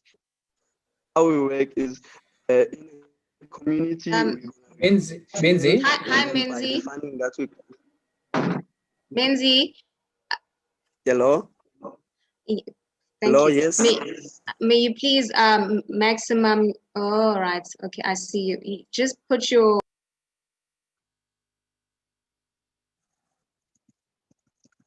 Our screen.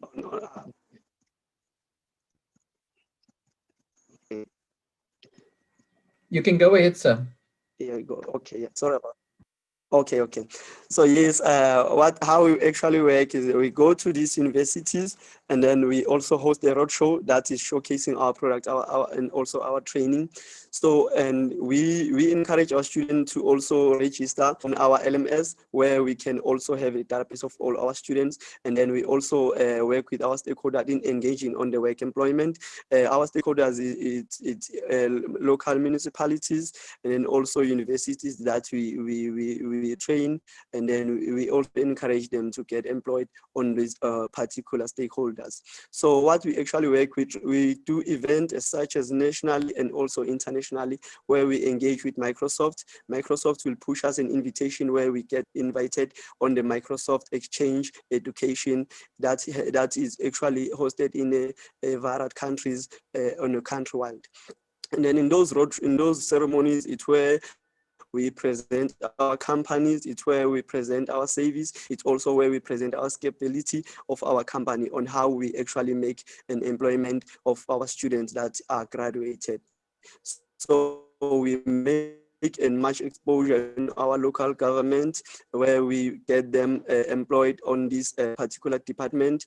And then we also make engagement with universities, where we give them our database to recruit the students as interns, where we're gonna give them an opportunity to become the trainers. So on our accreditation, we make sure that we utilize them on their potential. Hence, we are a certified testing center. We make sure that our students are internationally certified. And then also on our local accreditation as a qualification on MIC CETA. So once we completed on qualifying all the students on MIC CETA accreditation, we also push them on these stakeholders such as local government, where they can employ our students in there. So, and then on our private sectors. So our drive is that we want to become an institution such as Pearson Institute that are running the whole world. And since Hi, they are Menzi. training on the Menzi, time. Hello. Time. Thank you, Menzi, for your pitch. We've reached our time. I'll hand over to the adjudicators to pose some questions to you. Adjudicators. Thank you, Dineo. Thank you, Menzi. Thank you for your presentation. I'll go around the room first. Okay, we'll start with Tebogo this time. Tebogo, do you have any questions or comments for Menzi? So no, I don't. It's okay. No, you don't. Okay. I'll look at my previous notes. Yeah. Okay. Manda, anything from your side, sir? Thanks, Menzi. I think the solution you're offering is very valuable, especially digital skills. There are just some two key things I want clarity on. The first is, what would you say your value proposition is? So throughout the presentation, I heard you speaking about the MICT accreditation, which is great, but assuming a competitor comes within the same space to compete with you and they've got the same accreditation, what differentiates you from your competitors and your offering? And then the last, or the second part of the question is, how does the employment plan look like on your side? So as you're building and scaling, how are you gradually employing people?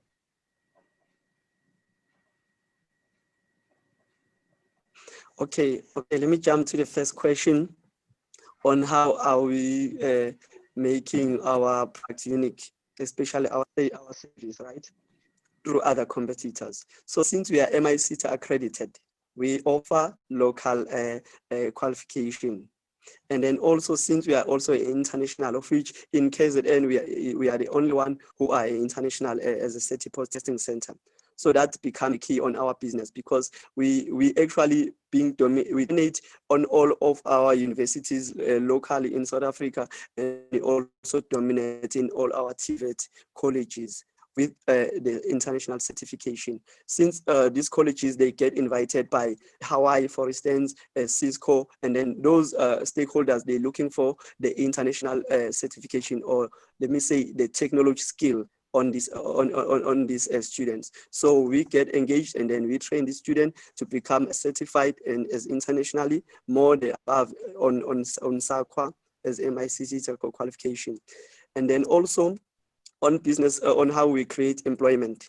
So since we have stakeholders such as Microsoft, Hawaii, and Cisco, and then by making sure that our students are getting internationally certified, so they automatically get to the database, and then we also engage with our local municipality to get them uploaded on the database as well. So by this platform, so we make sure that our students are getting the good internship, the opportunity on the stakeholders, and then with this opportunity, they're able to show the skills that we actually train them on, and then also what makes it more valuable or viral.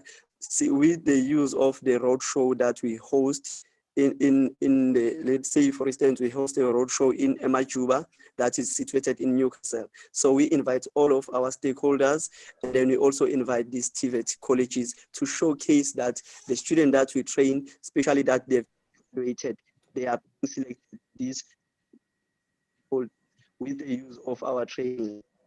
So, and as we are a big institution, and then we make sure that every year we graduate plus minus 200 students, and then those students, 99% of them, they are being employed on all of our stakeholders. Okay, happy. Thank you, Menzi. Thank you, Menzi. Just one question from me, if you can sum it up for me in 30 seconds. Why should you win today? Why should we win today? Due to the service that we offer. So we see the potential that we can win today because we are actually empowering our community first, and then we make sure that our country become the satellite on other countries, because with the roadshow travel internationally, we see that most countries are moving forward technology, and then through that platform that we are giving an opportunity from Microsoft, so we make sure that our training becomes such as Pearson Institute that is training all over the country, and then with the prize that we can get, we are going to make sure that we have campuses all over the country. Okay, thank you, Menzi. Thank you for your time. Thank you, Danelle. Thank you, Menzi. Thank you, adjudicators. Menzi, may you please stop sharing your screen so the next contender may be able to share their screen. While Menzi, thank you, Menzi. We're going to move on to contender number 3. And contender number 3 is Mo Fitness 8. Mo Fitness 8, I see you online. May you please wow us with your pitch. Technical. Good morning, everybody. My name is Zanele Kamate from Mo Fitness 8. And today I would like to present my pitch on why I should be the winner of this competition today.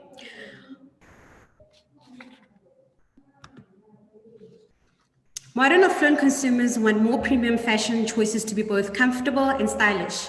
Athleisure is the fastest growing clothing category in fashion, driven by wellness aspirations and celebrity endorsements on social media. Our products are unique in helping people transition. Our products are unique in helping people transition smoothly from workout to casual attire. Athleisure fashion that we provide is answering a real demand from consumers who seek balance in their hectic lifestyle, offering comfort, function combined with fashion, work-appropriate, incorporated, sports-inspired materials like spandex, lycra, and other synthetic products. Catering to consumers across all clothing sizes becomes critical for us to demonstrate our brand's uniqueness, openness, inclusivity. Exclusive products created for a limited number of items available or can be purchased during a specific time frame. Always thinking ahead of time, preparing collections in advance to stay ahead of the game. We aim to introduce new collections and line extensions to answer the demand with premium quality fashion. Influenced by streetwear culture, millennials are demanding classic retro styles in running and training products. This demand is driven by technological innovations in fabrics, the trend of sporty aesthetics, and the body positive movement, which we aim to drive in our scalable business formula strategy from the beginning to ensure the success of our fashion's athleisure movement. Our scalable formula now would be spending more on marketing to bring in more leads that will keep converting at increasing rates. investing resources into a multiple the growth of the business, building a strong network of experts like consultants and advisors who can assist us to scale better, always staying in touch with specialists who have experience of working in different business streams. At the same time, we will also establish network partners and tech providers we can work alongside and leverage for ideas. Customer feedback and suggestions will be taken seriously when scaling and reintroducing our products. Mo Fitness 8 will use customer data and feedback to create our products and build our brand and improve the customer experience. The activewear market is indeed growing faster than any other fashion category, significantly impacting high-end as a result. Global activewear market is expected to reach nearly 547 billion US dollars by the year 2024. This represents an average annual growth rate of 6.5% between 2018 and 2024. Athleisure mania relies on long-term trends, namely technological innovations in synthetic fibers that have made products like spandex more flexible, durable, and washable than natural materials. Athletic casual wear has become increasingly acceptable for their use in a wide variety of social situations.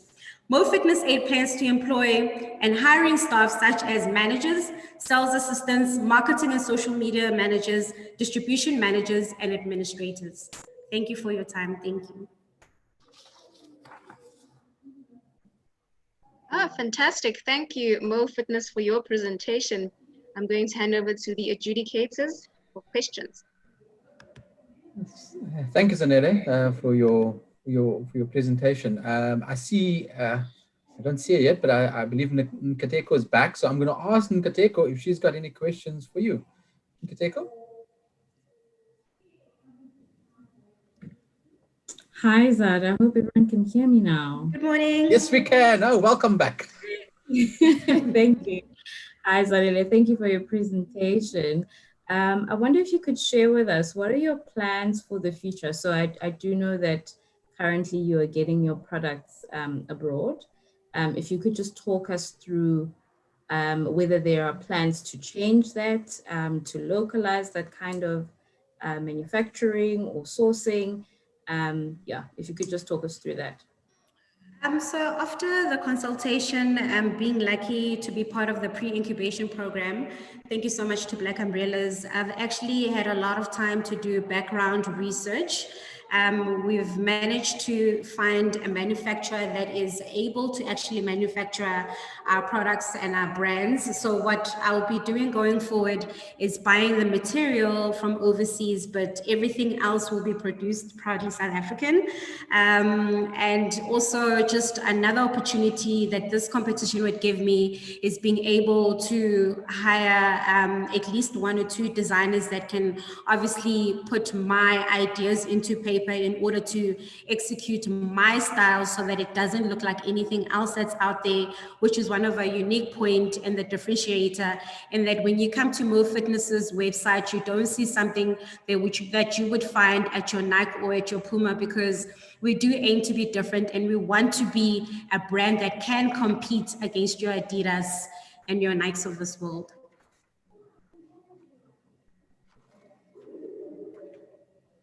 Okay, great. Thank you, Nkateko. I'll go to Manda. Any questions from your side, sir? Zanele, my question is going to be around competition.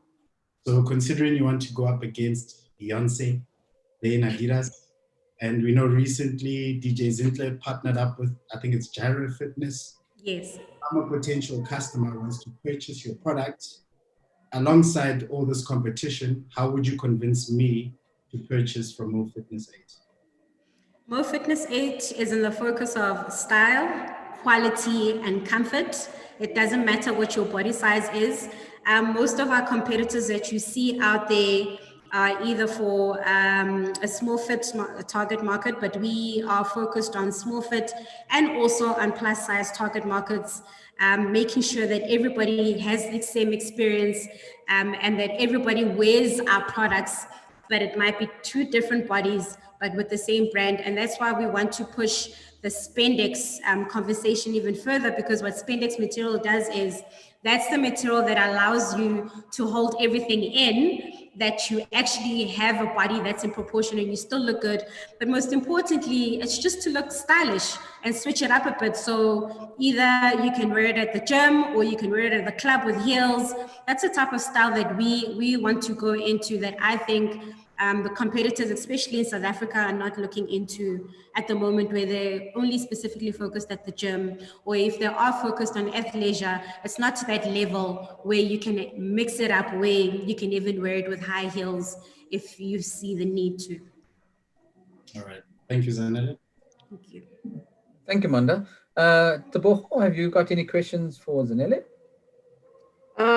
Yeah, just you did mention that you're looking at employing managers and social media people, but in terms of numbers, if you can give us an estimate of how many people you see yourself employing in the next, let's say, 5 years. Okay, so the first 2 years of the business, depending on how the business performs, we would like to stay online for at least the first year so that our overheads don't increase. That way it gives us an opportunity to also save on stocks, because there's a lot of products that we want to push out in terms of athleisure. We have ideas and plans of also having a sneaker range, a kids range. And then in the third year, the plan is then to have a full team where we start launching stores, where if it's one store, we would have 2 store managers, marketing managers, sales assistants, and marketing and social media managers, and a distribution manager. So in the third year, you're looking at 2 stores. Look, in the third year, it would be 2 stores, but it depends. I mean, if business really picks up, it might actually end up being even more than 2 stores. It's just I'm playing it safe here because I'm working on the unknown. It would really just depend on how the business is doing. But the better it is, the more stores there are, and obviously the more employment that's created. All right, thanks. Thank you, Teboho. Just from my side, our usual question, what would winning this competition mean to you?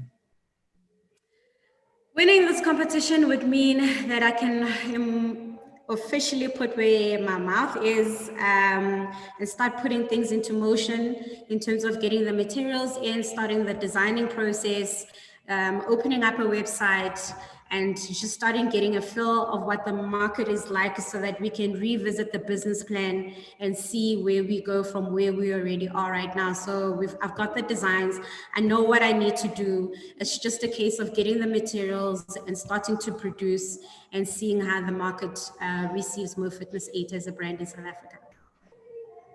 Okay. Thank you very much, Zanele, for pitching this morning, and well done. Thank you, Danielle. So I'll hand over back to you. Thank you for your time. Thank you, Zanele, and thank you, adjudicators, for that. And we are going to move on to our 4th contender. And our 4th contender is Shezo Guzo. Shezo, I see Shezo's online. Excellent. Of Shezo is online. And excellent. May you please wow us with your pitch.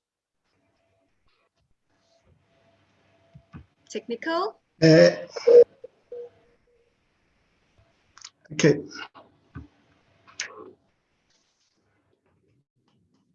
Okay, thank you very much. My name is Excellent Madlala, the Managing Director at Shezo Kuzo, training as James Ilange Mountain Lodge. A bit about myself, I've got roots here in 8 File, having spent some time at FMCG. I'm currently the non-executive at Appletizer, owning 4% of Appletizer. With all the networks that have come across over time, that will be used at the lodge's advantage. The area where we're operating is KZN North, in the area in Daga, where 57%, there's 57% unemployment rate. So the aim is to create employment. Zooming into the lodge itself, James Ilange Mountain Lodge, it's located at the heart of the rural community. Yes, yet sophisticated, with the taste of real Africa. currently have spent 9 million rands in putting up this lodge. This is shows our restaurant where we serve affordable to exotic meals served at different time slots. This is our rooms, showing our rooms, which is unique look and feel features, which is all offered at comparative pricings. And this is our pool, which is a huge draw card for our area. And it's unique for this area and can also be used for training facility. We also have competitions around us in the form of well-established lodges, which are white-owned, but we want to partner with them, and we want to use the retired retirees to actually source some skills to help us as well to work with the competitors. In terms of pricing, they pricing very high because they're well established, but we aim to come in at 1,000 rand per person, way below them, but we won't go deeper than that. And we were going to win on core branding as far as our lodge is concerned. And in terms of industry trends, as you can see, where we're going to be operating, where we're operating accommodation and as a restaurant, it's sliding down, but it's also understandable why, because most customers nowadays, they prefer flying than to stop around in various places for accommodation. But where we're playing, we're not going to be affected by that. And this is actually a multi-billion rand industry that we actually want to be part of. And in terms of sustainability, to realize economies of scale, we diversifying into quite a lot of programs within the lodge itself. There's quite a lot of things that we're going to do in terms of conferencing.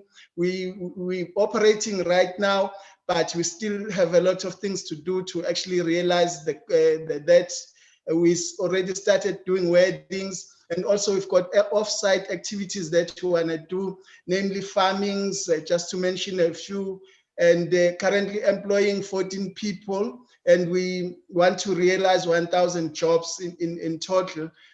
With this lodge present, we're still going to do another one on the N3 and another one on the N11 as well to ultimately employ 1,000 people. From the projections. Excellent. Yes. Sorry, excellent. Time. Okay. All right. Thank you so much, Excellent. I'll hand over to the adjudicators for questions to Excellence of Shezo Kuzo. That's right. Thank you, Daneo. Thank you, Excellent, for your presentation. I'm going to ask some of the adjudicators to ask questions or comments. I'm going to start off with Tebogo. Tebogo, any comments or questions for Excellent? Thank you, Ezat. Just one question from my side. Excellent. You said you are going to come in on the 1,000 Rand price range. Do you know your cost? So what would be your cost per tenant, if that is the right phrase? If you're charging 1,000 Rand per night, what is your cost? We work on a markup of 100%, and then in terms of margins, we're coming in at 60%. So, okay. Yes. All right. Thank you. Thank you, Tebogo. I'm going to go to Manda. Manda, any questions from your side, sir? Thanks for the presentation. Excellent. I see your facility is all-encompassing. So it's got all the facilities plus the amenities that you'd require from that kind of accommodation. If you were to summarize the experience that you're selling to a potential customer, so for example, game lodge, peace of mind, viewing animals, camping, adventure, etc., 5-star hotel, luxury, so on and so forth, what would the experience that you are selling to potential customers be? And then just as an extension to that question, you spoke about partnerships with the competing sort of businesses that are already established. What is the nature of that partnership? So are they outsourcing people who want an experience to you? or how would that sort of work? Okay, thanks, Banda. To the first question, we are a one-stop service friendly and customized for customer needs. So that's what we actually are as the business. So that encompasses everything that all the services that we provide. And in terms of the second question, I always say, with my experience over time, having spent a lot of time in FMCG as well, is to embrace the competition. And in this case, where you actually feel you better, you always think as number two, to actually be able to beat the competition. Like in this case, these lodges, well-established lodges, they are always full over the weekends. So for me, is to humble myself and go to them to say, not for them to pity me as such, but to say when they are full over the weekend, they can transfer customers to us. And vice versa, what we can do when customers are here, we can also drive them. We drive them to these nearby lodges, to look at animals, but ultimately want them to get to the level where they feel comfortable with us, that they'll rather book from us and then go to the lodges for whatever experiences or else to go and look at the war sites that are nearby. Because people from America, from UK, it's not an issue for them to pay, but when you get here, because here we aim for South African consumer plus international, but also you can actually, instead of staying 7 days, you can actually stay 20 days from us on our side, with the affordability at play. Okay, no, thank you. Yes. Thank you, excellent. Thank you, Amanda. Nkateko, you got any question for excellent? Thank you, Zad.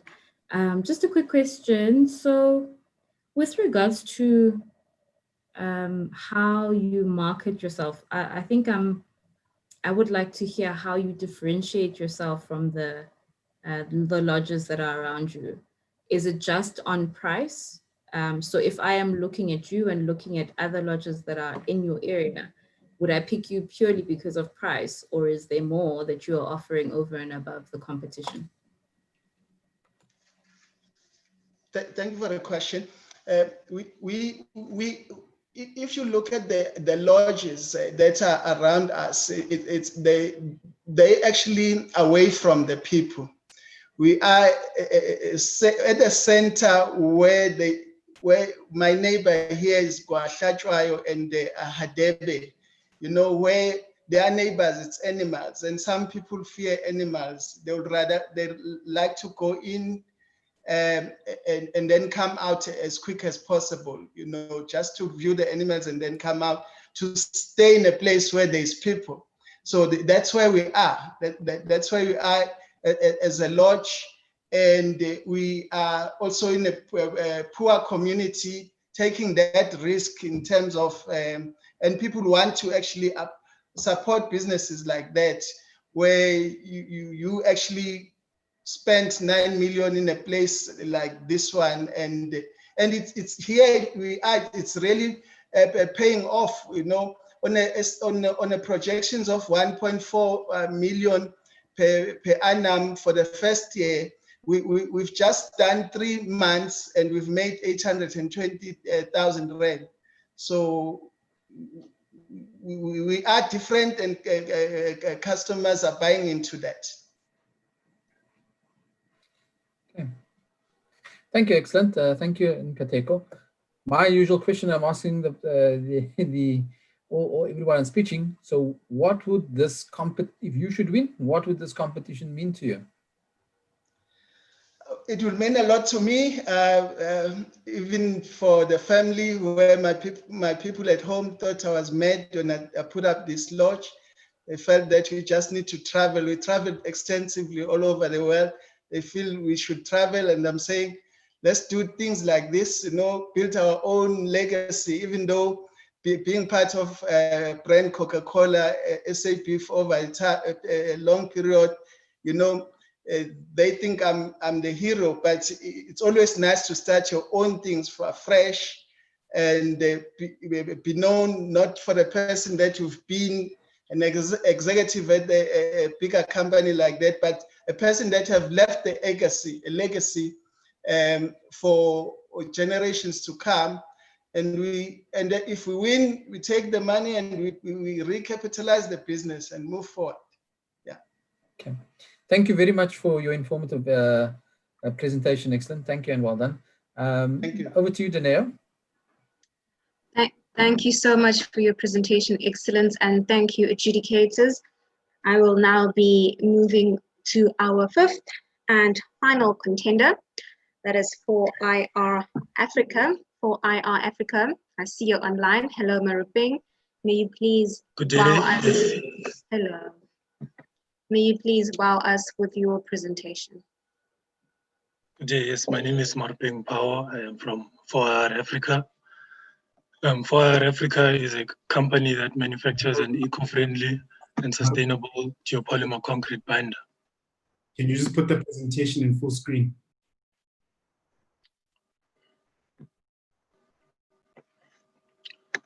Right, so I'm doing my final year here at WITS. I'm the founder of this company. I registered it officially in 2018, but we only made our first sale last month, sorry. And yes, the product is this eco-friendly geopolymer concrete binder that can be used in future applications such as 3D printing construction, precast structural elements, ready-mix concrete, and brick manufacturing, which is what we're using it as now. So the vision is to preserve the world's most precious resource, one drop per time and 1 part per million per time. 1 part per million speaks to the carbon dioxide that we're reducing from cement manufacturers, and the 1 drop per time speaks to the water. So our mission is to become a leader in green concrete products. So yes, as you can see, these are the bags that we package and we deliver to brick manufacturers. So the problem came about because we saw that cement production is second only to the automobile industry when it comes to carbon dioxide emissions. And so we noticed that the construction industry is looking for these green alternative products at competitive prices. So allow me to play you this video. I am from Johannesburg, South Africa. Geopolymer materials have existed for quite some time now. The concrete industry is now starting to adopt them as supplementary cementitious materials. So with my idea, I intend to use those materials with an alkaline activated chemical to create sustainable and eco-friendly concrete products. The construction industry will now emit less carbon dioxide into the atmosphere. These geopolymer materials replace cement, and they're green and they're derived from waste products. In the local context, it's going to stimulate the housing sector of South Africa to build more houses for our people. My idea is unique because it is derived from waste products. Yes, thank you. And just to emphasize on the value proposition is that it's an eco product which has high yield strength development, it's corrosion and bacteria resistant. Thank you. I'll be open for any questions. Thank you, Maruping of 4IR Africa. Adjudicators, may you pose your questions to the contestant? Yeah, thank you, Maruping. I'm going to go to Manda first. Manda, if you've got any questions or comments for Maruping. Thanks for the presentation, Maruping. Always good to see an innovation being presented. I think my questions are twofold. The first is how easy or challenging is it for your competitors to duplicate your manufacturing process? And then secondly, what has the reception been with the larger sort of building companies when you engage them on supplying this particular input material? Okay, to answer your first question, in terms of duplicating it, it's not really that difficult, I must say. It's just a matter of putting in the work and just researching and doing a lot of research until you find it a cheaper way to do it. The technology exists, it's been there for quite some time. The challenge is, can you now beat the current price that's available for a normal bag of cement? And the second question, in terms of proposing it to larger clients, a few months back, we went to the so-called larger clients for Anani Construction, and the first thing they asked us was, is the product SABS accredited? So we're now in the process of getting the product accredited so that we can now start selling it to these larger clients. Thank you. Thank you, Manda. I'm going to go to Tebogo. Tebogo, any questions or comments from your side? Just a quick one, Marupeng. So one of your raw materials, if you like, is fly ash from coal power stations. And how certain are you of that stock? Because you obviously need to have a working relationship with Eskom and get that sorted. So are you comfortable with that you will have a constant supply? Because we all know the state of our energy supplier at this point. Yes, so one of our raw ingredients, you're quite right, is waste fly ash from coal power stations. Ideally, I should be able to say that I'm comfortable with getting a supply of stock because, I mean, it's waste product and they're building dams to store it. But as you know, things in this country don't always run as smoothly as they're supposed to. So I have a supplier who is contracted with Eskom to supply other people with this waste product. So in terms of guarantee of supply, we're working on it. And if push comes to shove, we're also researching on other pozzolanic materials such as, your sewage sludge ash and your waste rice husk ash, your buggies ash, your sugarcane ash. There's an amplitude of raw materials that we can work with. We just decided to work with fly ash because it was the easiest and quickest. Thank you. Okay, thank you, Marupeng. Nkateko, a question or comment from your side? Thanks, Izad. Thanks, Marupeng, for your presentation. And Nkateko, your responses. There we go. You were just a bit a little bit on the silent side. Okay, thanks. Okay, can you hear me now? Okay, Marupeng, thank you for your presentation. I think I'm just curious about your plan to grow in terms of getting more customers. So you mentioned that for now you've been servicing one, and this was last month. What are your plans to getting more business coming your way? I think that would have to be marketing. We'd have to market our product, engage with other manufacturers around the area. The reason why we chose to stick with one client was simply because it was our first production line. So we wanted to obviously learn, in as much as we can theoretically jot down numbers and say this is how much we expect to spend, this is how much time we expect to take. We wanted to actually take on a full-scale project and see and learn, get some learning experiences. And yes, I believe if in due time as we move along and we start marketing the product better, the plan will unfold itself to now start engaging with other clients, whether it be your cloud like Beam. It's a cloud for construction, the construction industry where you can sell your products there. That's the one line that we're using, we're targeting, we're looking at using. But obviously that would have to come on maybe at a bit of a later stage when we have the resources in terms of human capital to take on large-scale projects.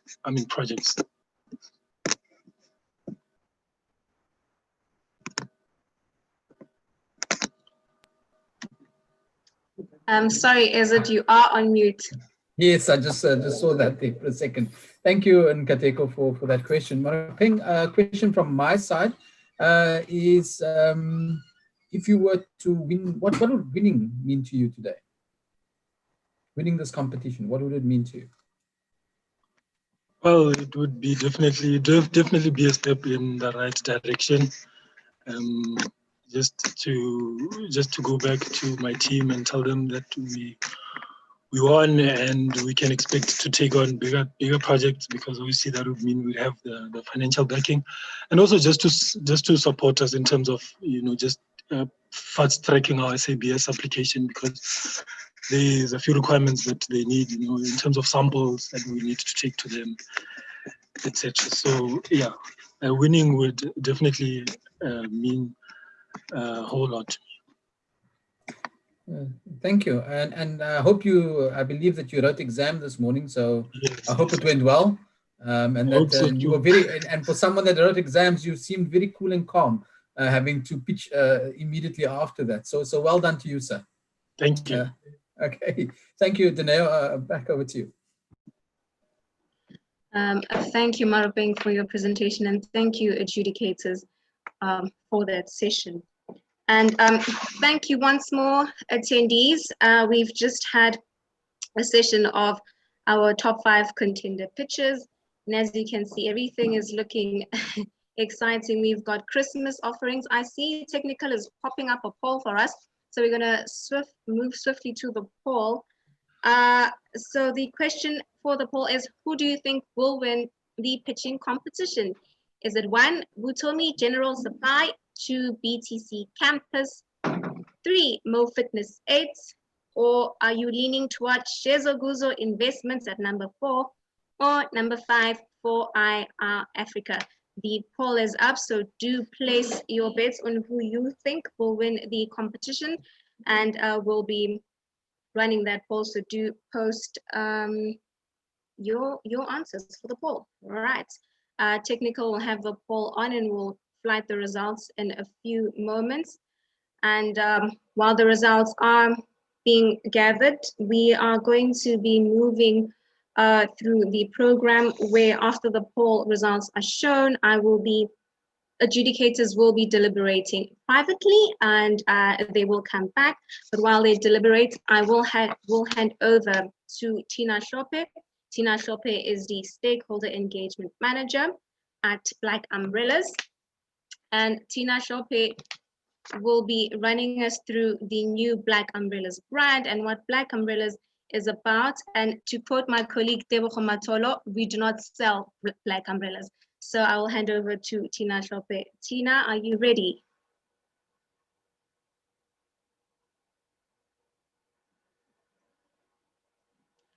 Well, just may you please pause, Tina. Our poll question, Technical just flighted it out. The results are out. Contender guests are leaning toward, wow, it's a tie.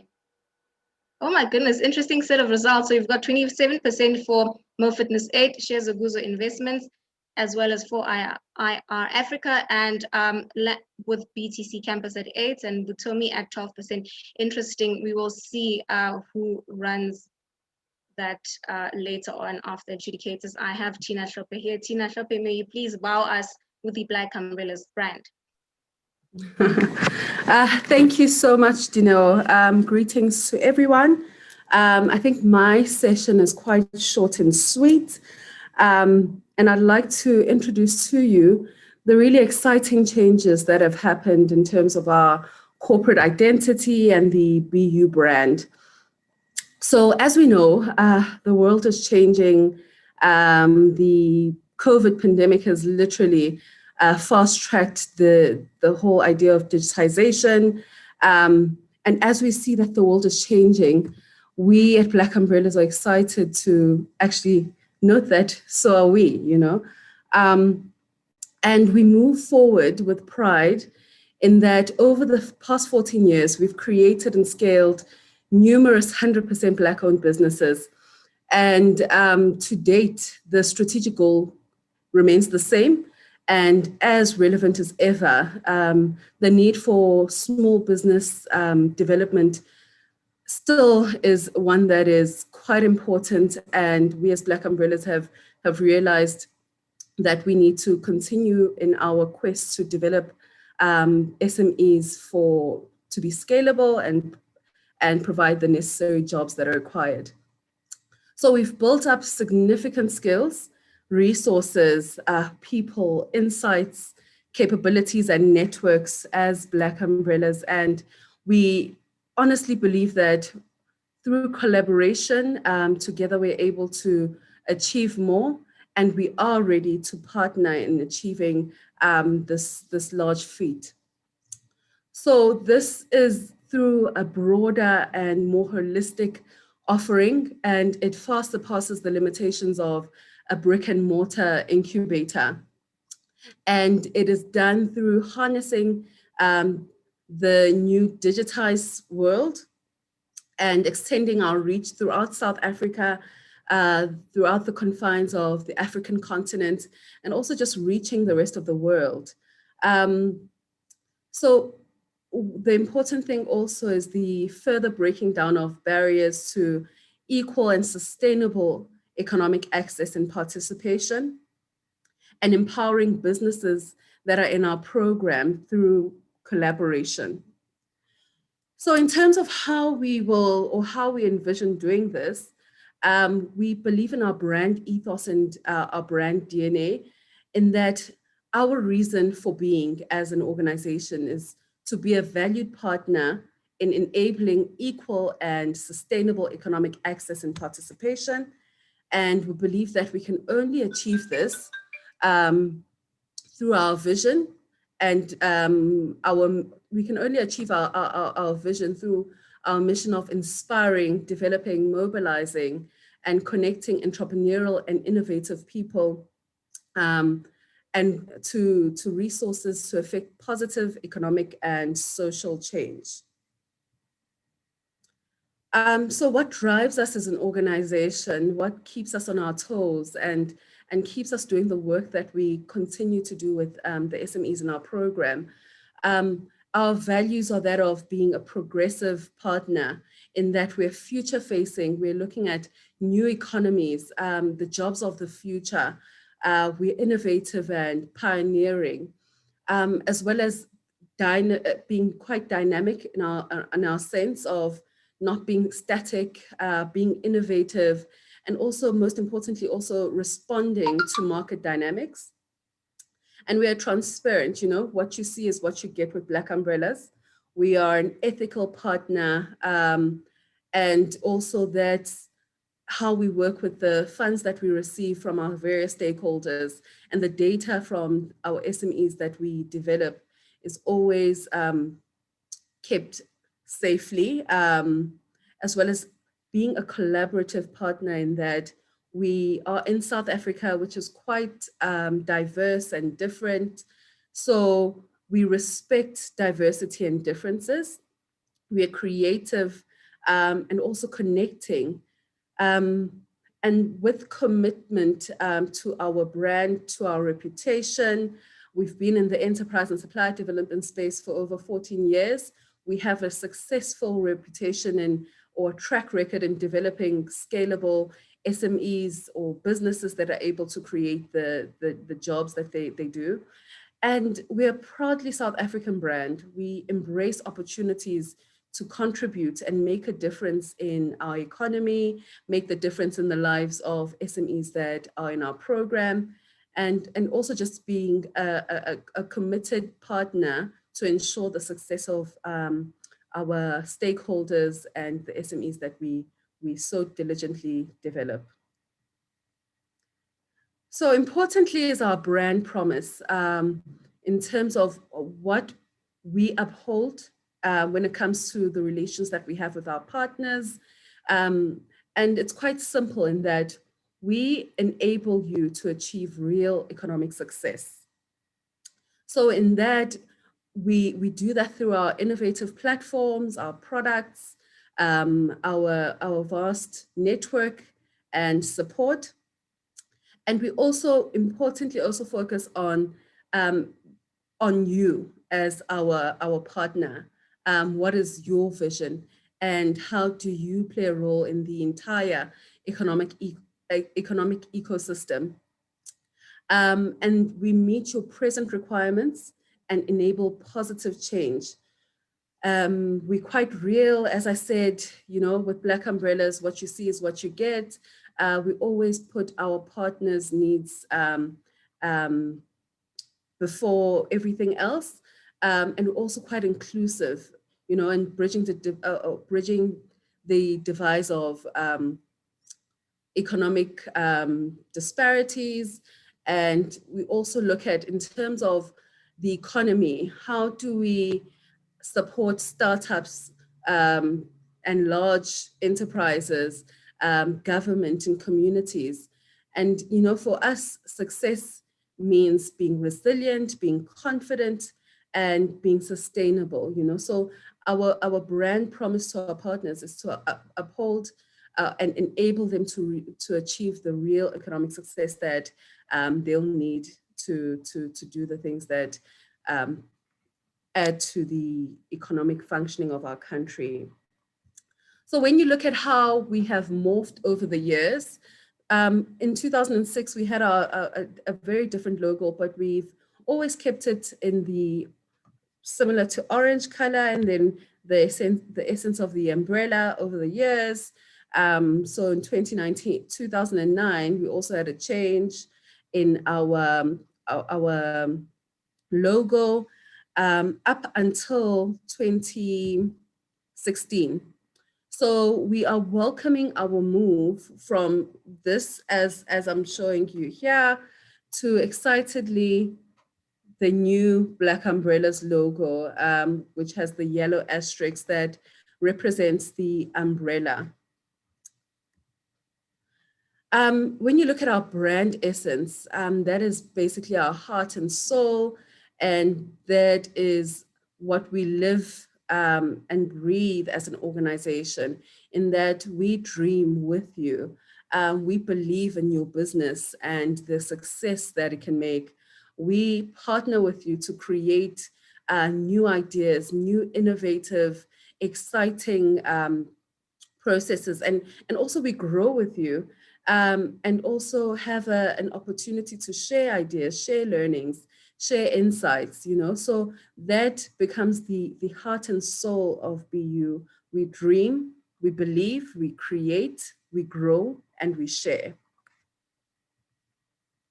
And excitingly is the upcoming launches. I know the date is a bit different. We've actually moved that to tomorrow. So mid-October, we had our National Enterprise Development Awards, where we celebrate the SMEs that are doing remarkable things that are in our program.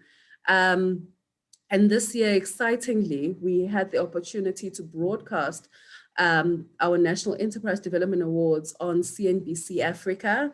So that will be happening tomorrow at 6 p.m. On CNBC Africa channel 407. So I'd applaud that everyone please keep that date and watch the awards and join us in celebrating the SMEs that are able to create jobs, and even in such a difficult time, they've been able to do well in their turnover as a business, and all other categories that we'll be celebrating. So tomorrow, CNBC Africa, channel 407 at 6 p.m. we'll be having, or we'll be broadcasting the National Enterprise Development Awards. And we'd also love to hear from you, you know, feedback to us how GW has been. We have our info at blackumbrellas.co.za. You can also give us a call if you have any questions that you have in terms of the program, or just any form of feedback. But also I'd ask that to go through to our new website. So, and have a look at our Black Umbrellas, www.blackumbrellas.co.za website, and have a look at the very new and, you know, refreshed content that we have on our website, and also just to see the program that we spoke about earlier. We have innovative products, to learn more about the virtual incubator, to learn more about our payments accelerator, etc., do go onto our website and have a look at information that you would like to see. And also just to make note of our social media pages. We are on Facebook, Twitter, LinkedIn, and Instagram. So do get in touch with us and we'd love to hear from you. I think that's my time, Dineo. Thank you so much. Thank you so much. Thank you so much, Tina, for that lovely presentation on our new refreshed brand. And attendees, that was Tina Shope, our stakeholder engagement manager, who was giving us an overview of the beautiful and refined Black Umbrellas brand that is just here to work with you and work together. I'm going to right now hand over to Ezad.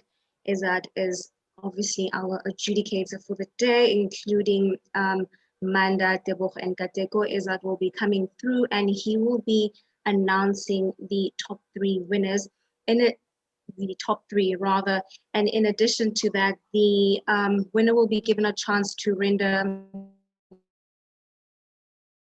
his or her speech, and then Ezad will hand over to Mark Frankel, our CEO, to close the session off. But before I hand over to Ezad, I'd like to thank everybody who's attended day 1, 2, and 3, and all of today's attendees, our partners. And just to remind everybody of our top 5, we've got a diverse crowd. We had Mo Fitness with the Christmas drip. We had Utomi with the various meat offerings, and we had innovation with 4IR Africa. We also had BTC Campus with that educational component, and Shezoguzo with recreation and holidaying offerings, among others, Shezoguzo investments. So I'm just going to call on Ezad. Ezad, are you here and are you ready?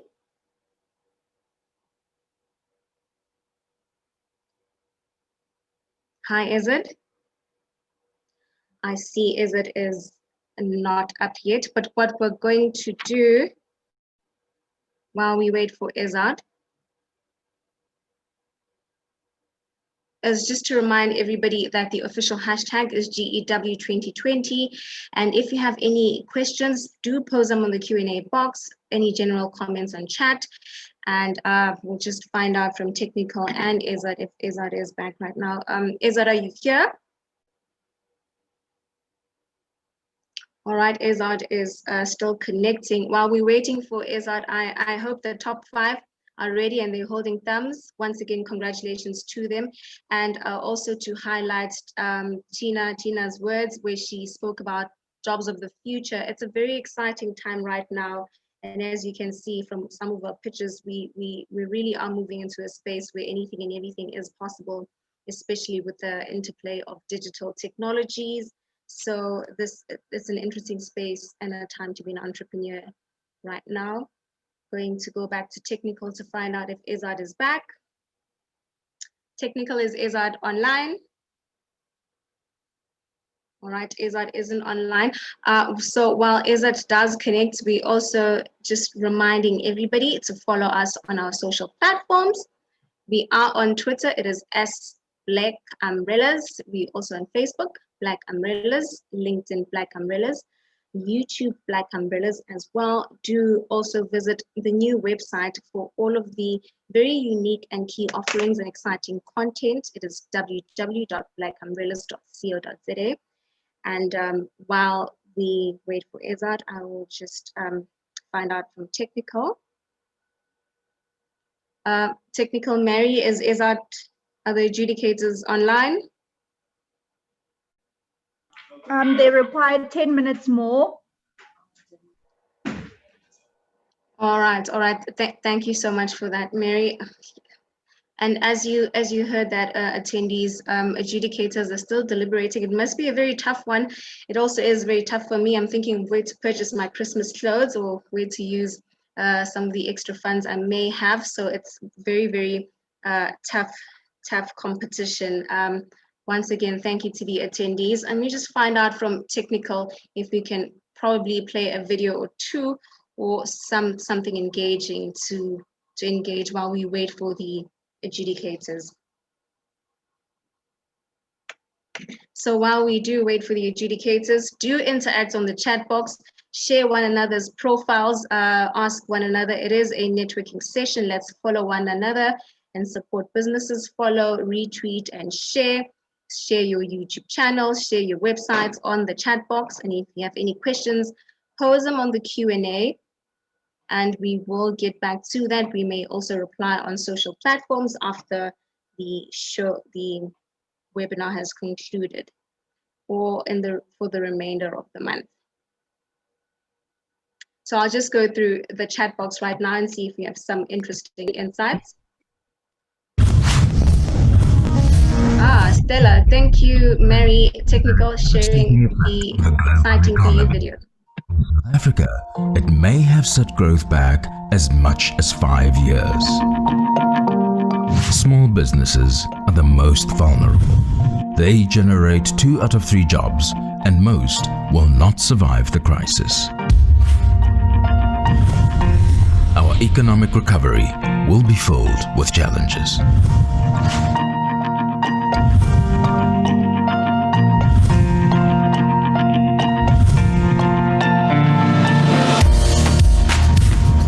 For more than 10 years, Black Umbrellas has nurtured SMEs, and we invite you to get on board.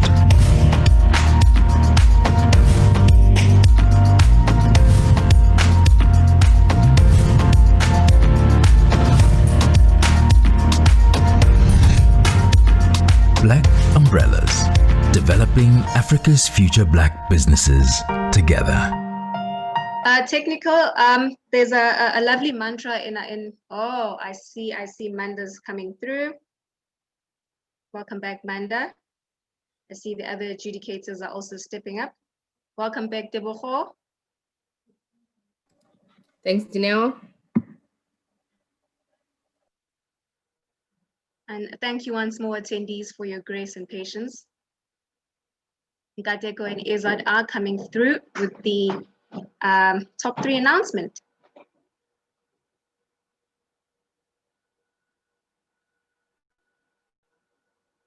And I see some attendees are sharing their platforms and where to follow. We will definitely all be following that.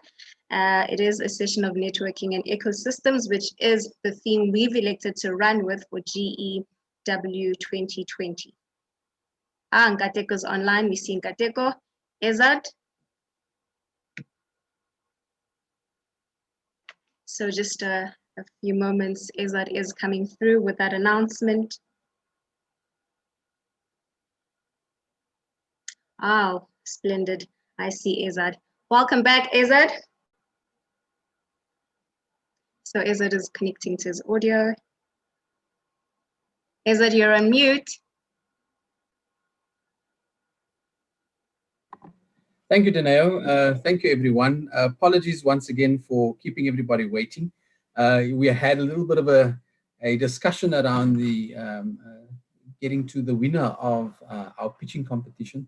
So firstly, I would like to thank once again all the businesses that have presented, all 5 of them. They've done really well. And I would just like to give a little bit of background quickly on what the prizes are for this pitching competition. So for the 4th and 5th place, each one will receive a 500 Rand Google voucher. In 3rd place, they'll receive a 10,000 Rand cash prize plus a 1,000 Rand Google voucher. In 2nd place, the winner will receive 20,000 Rand cash prize plus a 1,000 Rand Google voucher. And then the overall winner will receive a cash prize of 30,000 Rand plus a 1,000 Rand Google voucher. So well done once again to everyone that has pitched. And without further ado, I'm not going to keep everybody in suspense because it's we've got to keep on moving. So I'm going to mention the top 3, starting off in 3rd place. So in 3rd place, we have Mo Fitness, Zanele. Well done. In 2nd place, we have, believe it or not, BTC Campus. That is Menzi and his team. Well done to Menzi and his team You, sir, get 20,000 Rand in cash prize as well as a 1,000 Rand Google voucher. And in first place winner for this wonderful prize and for pitching today, it is 4IR Africa, Maropeng. Well done, Maropeng. Well done to you and your team, sir.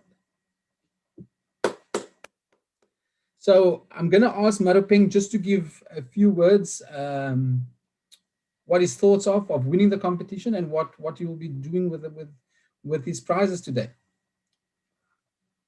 Over to you, sir.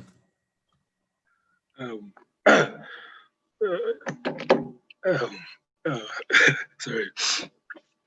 First of all, thank you to Black Umbrellas for this platform and the constant support that they give us. And yeah, so the plan moving forward now is to start our own in-house production with our product. So yeah, I'm really lost for words. It's been a hell of a week. Sorry for the language, but yeah, thank you and thank you. That's all I can say for now. And I hope you guys can keep doing what you're doing for the Black child in South Africa and for our economy. You know, just last week my car was stolen, and instead of being angry at the person who stole the car, I just thought this person is actually just stealing it because they don't have a job. So yeah, once again, thank you, and let's keep trying to improve our country. Well done, Maropeng, once again to you and your team, and thank you for your words. And I wish you everything of the best with your exams that you've also written this morning. So well done once again. Thank you very much to everyone that has pitched for the pitching competition. Well done to everyone. Everyone is a winner. Even the places 6, 7, 8, 9, and 10, they also get a Google voucher of, I think it's 250 Rand each. But well done to everyone. I'm going to hand over now to our CEO, Mark Frankel, who will give the final word of thanks. And thank you very much, Mark. Here we go. Great. Thank you, Azad. Thank you very much. Good morning, everybody, or good afternoon, I should say. Sorry if the name in my Zoom window box is not my name. I'm just using the login that I was given. Yeah, this thing called entrepreneurship. A lot of people glamorize it. A lot of people say, you know, that it's the solution to all our problems. But I think unless you've been an entrepreneur yourself, you don't truly understand what entrepreneurs have to go through in essence.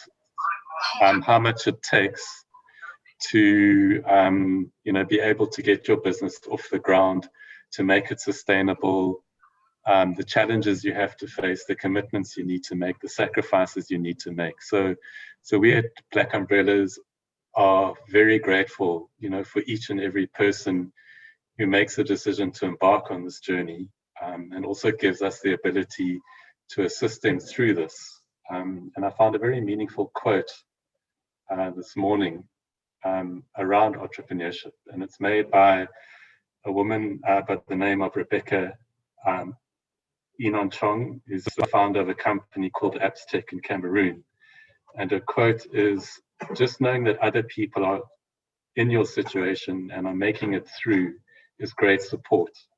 I think that this is how you build out the entrepreneurial ecosystem in Africa, one person at a time supporting others. And I think that's what these last 3 days have really shown. You know, because being an entrepreneur, it's very easy to feel that you're out there on your own, that you're not being supported, that you're the only one who's going through these struggles and challenges. But there are a number of people out there, and that's really the work that we try and do at Black Umbrellas, is to be able to connect and support people who are going through these journeys, and being able to supply them with the tools and the knowledge and the skills and the networks and the opportunities that will help them to scale and grow their businesses. So thank you very much to everyone who made these last 3 days possible. Firstly, thank you to Google and the Innovation Hub for their valued partnership in hosting this 3-day event. Thank you to Google once again for their masterclasses over the 3 days, the first being on digital marketing strategies, and then on Google My Business and their free website builder, and finally today on Google Ads 101. I'm sure we all learned some valuable tips and ideas which we can apply practically within our businesses and help to scale and grow our businesses. We'd like to thank Kelebogile Molopiani of AB4IR, or 1R, for her inspiring motivational talk on her entrepreneurial journey. We'd like to thank Manda Malubu of Catapult Advisory SA, who's been working with Black Umbrellas for a while now, for the masterclass on how to pitch your business. Pitching your business is a very key part of our business foundation program, which we've recently introduced, because it's basically the be all and end all of your business, to a large extent. It helps you understand exactly what your business is about. It helps you communicate what your business is about. And you never know when you're going to bump into somebody where you need to do that. I remember a story that one of my father's friends told me, actually, one of the days of early business in South Africa. And he was in America, he was traveling around America, and he was taking a bus ride from one city to another. I can't remember which ones they were. And he started chatting to this guy in the bus seat next to him, telling about the business that he had in South Africa. And this guy in America had just invented parboiled rice, which we take for granted these days, but it didn't exist at one stage, which I suppose, as is most things that the entrepreneurs of this world have brought into being. And he gave him the agency to bring parboiled rice into South Africa, and the rest, as they say, is history in terms of his business career. So pitching is a very, very important part of one's business. We'd like to thank Buti Makama from Mikasi Lab, part of the Innovation Hub, and Nati Pasia, CEO of Pamuka, for participating in our panel discussion around the future of supply chain for SMEs. This is also a very critical area and a huge focus area at the moment, I suppose, particularly with the impact of the COVID pandemic on the South African economy and the focus of the recovery plan of the South African government. There's a very strong focus on localization of supply chains and the increased participation of small local businesses within supply chains. So there's a lot of work to be done in this area, both in terms of small businesses making sure that they're supply chain ready, as well as large businesses making sure that they prepare their supply chains and their procurement strategies for bringing in these smaller businesses into their supply chain. So I think that panel discussion shared some valuable learnings and insights into that. We'd like to thank Aurora Tile Itumeleng from Telkom Future Makers for her presentation focusing on their Township Innovation Incubator. And that's excitedly going to be launched in Soweto in January 2021. We'd like to thank everyone from Black Umbrellas who participated in helping to make this event a success. Tina, Tolile, Jerome, Pumutso, Lebo, Dineo, Ezad. I hope I've included everybody. Timothy as well for participating in the panel discussion. So it's really a good example, of how we can all work together towards a common objective. I'd like to thank all the businesses who participated in the pitching competition, and huge congratulations to the winner, as well as those who made it through to the last 5 and the last 3. And last but not least, I'd like to thank all of you very, very much for participating, for sharing in the learnings and insights, and hope that you found something valuable to take away with you and to be able to apply in your business and make your business scale and grow. So thank you very much. I wish you all very well. I wish you lots of strength. It's been an exhausting year, a tiring year. We're now coming to the end of it. So I hope that you all find an opportunity to take a breath, to rest, to recharge yourselves before we take on the challenges of the new year. God bless all of you. Thank you very much.